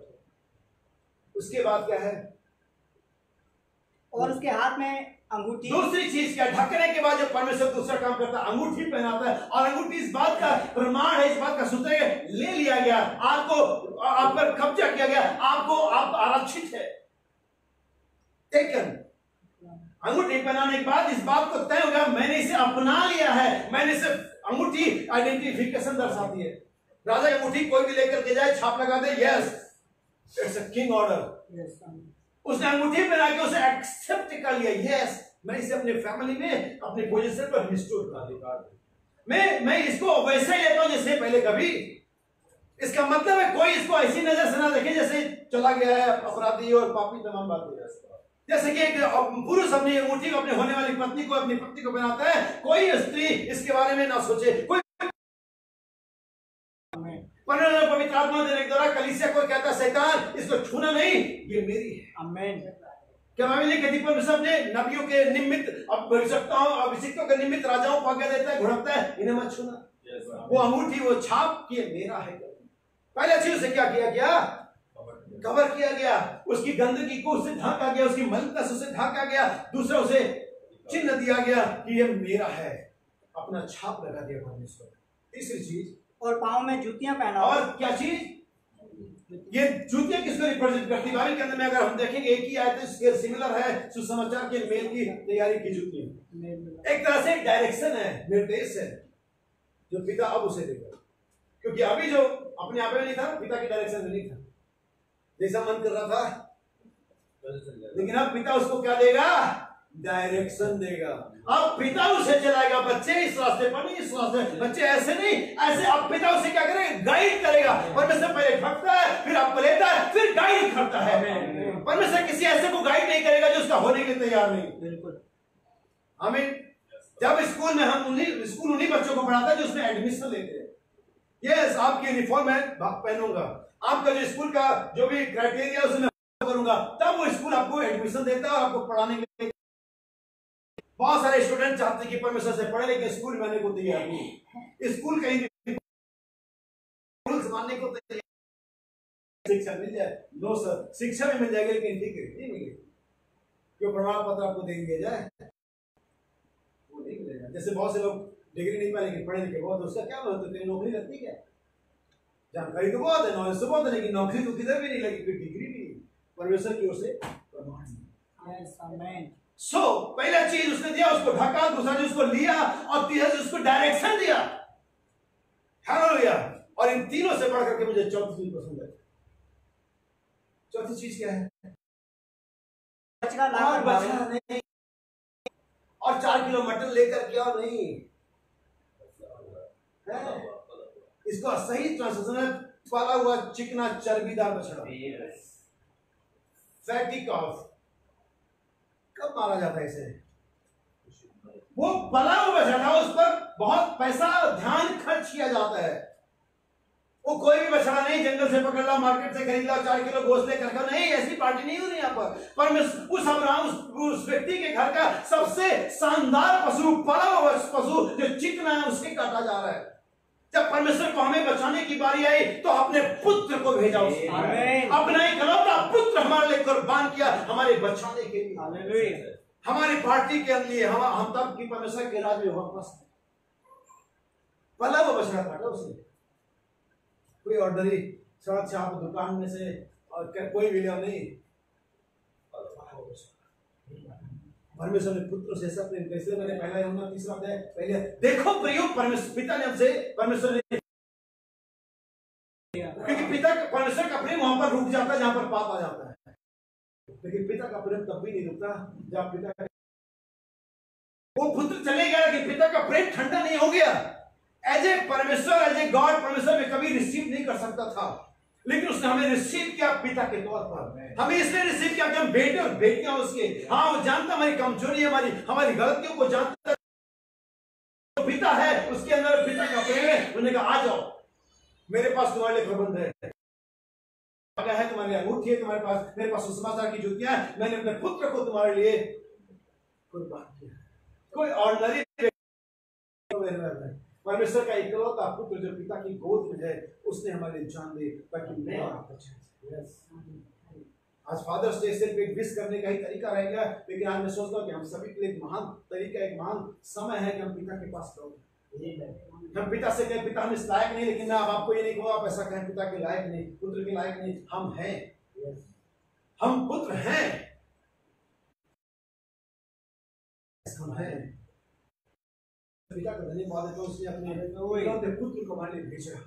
बाइबल कहती है परमेश्वर ने भय का आत्मा नहीं दिया, परमेश्वर ने हमें किसका आत्मा दिया? ताकि हम हे अब्बा और हे पिता के क्या कर सके, कर सके। आमीन। और मैं सब कोई मुझसे पिता नहीं कह सकता, लेकिन आज मेरे और आपके पास अधिकार है, मेरे और आपके पास आत्मा है कि मुझे पिता कहें। परमेश्वर पिता का धन्यवाद है तो उसने हमें और आपको, वो अभी भी हमसे प्रेम करता है। उसका प्रमाण यह है कि अभी भी ऊंचाई पर से हमारे वापसी आने के रास्ते पर इंतजार आंखें लगाए हुए कि मेरा एक और बेटा लौट गया। वो उस एक भेड़ को ढूंढ रहा है, वो उस एक सिक्कों को ढूंढ रहा है, वो उस एक पुत्र को ढूंढ रहा है जो चला गया है। आमीन। एक चीज के साथ मैं समाप्त कर दूंगा, जब आदम गुनाह के अंदर में शामिल हो गया, परमेश्वर के पास अभी भी आदम बनाने का सामर्थ्य था। परमेश्वर जो पहला आदम बना था तो दूसरा आदम भी बना सकता था। हालेलुया। क्यों नहीं बना सकता था? बना सकता था, लेकिन उसने दूसरा आदम नहीं बनाया। नहीं, वो जो क्या उसमें मेरा हिस्सा है, मेरा ब्लड उसके अंदर में, मेरा कैरेक्टर, मुझे उसको रिडीम करना है। याद रखिए, मैं और आप गुनाह में थे, मैं किसी समाज में, आप किसी समाज में, हम किसी गुनाह में थे, लेकिन हम परमेश्वर के बेटे और बेटियां थे। इससे कोई फर्क नहीं पड़ता था हम कहां थे, हम परमेश्वर के बेटे और बेटियां थे। परमेश्वर का जो डीएनए, जो कोड है, वो हमारे अंदर में पाया जाता है। परमेश्वर ने कहा मैं एक और राज्य तो बना सकता हूं, लेकिन नहीं, मैं इनको रिडीम करूंगा। वो उड़ाऊ पुत्र का पिता अपने एक पुत्र के साथ आनंदित रह सकता था, लेकिन नहीं। जब वो लौट कर क्या, जब वो सारा पार्टी वगैरह क्या गया जो बड़ा वाला था, और आते उसका आंख चढ़ गया, ये सब क्या हो रहा है? हाँ? किसी नौकर ने कहा रे छोटा वाला वापस आ गया, ऐसे करते थे लोग, जो बड़े उसके रहे होंगे थोड़े चापलूस है, बड़ा वाला वापस आ गया है। अच्छा, ये पार्टी क्यों हो रही है? मैं बैंड किसने बुलवाया? अच्छा, वो असलम भाई कोरमा कैसे बना रहे हैं? बेटा वापस आया। अच्छा, पार्टी तन तनाते सीधा बाप के पास पहुंचा, पापा ये सब क्या हो रहा है? एक बकरी का आपने बड़ी सालते हैं बेटा, जो कुछ बकरी का बच्चा, वो सारे भेड़ बकरियां, सारे जानवर सब कह रहे हैं यार। अब जी उठा, खो गया था और अब हम खोए हुए थे, हम मरे हुए थे, लेकिन पिता के प्रेम ने हमें वहां से देखो, पिता हमें ढूंढता हुआ आया। आदम खो गया था घर में, वास्तव परमेश्वर की निगाहों से कोई खो नहीं सकता घर में। बाइबल कहती है अगर आप पाताल में भी जा छुपो, लेकिन परमेश्वर के लिए वो खो जाता है जब उससे अलग हो जाता है। एक बेटा घर में रहते, एक बेटी घर में रहती है, बाप अपने खो जाते हैं जब उनके दिशा निर्देश से अलग हो जाते हैं। पिता ढूंढता हुआ है। अगर आज रिपेंट का आत्मा है तो आपने पिता का ही ब्लड आपके अंदर में, जो आपको अन्यथा इसे नहीं कर सकते। उस पिता के पास लौटने के लिए उस दुनियावी पुत्र के अंदर में दुनियावी ब्लड चाहिए था, हम आत्मिक पुत्रों के अंदर में वो डीएनए चाहिए था, वो आत्मा चाहिए था जो हमें पिता के पास लौटा सके। आत्माओं का पिता है वो, तो आत्माओं का पिता और मेरे भाई बहन, बस हम इतना समझना है, हमारा पिता है, जो कुछ हमारे लिए कर रहा है हमारी बेहतरी के लिए कर रहा है, उसी में हमारी भलाई निहित है। हम सब सभी को आशीषित करें, ईश्वर को हम झुकाएंगे और प्रार्थना करेंगे भाई प्रकाश के साथ।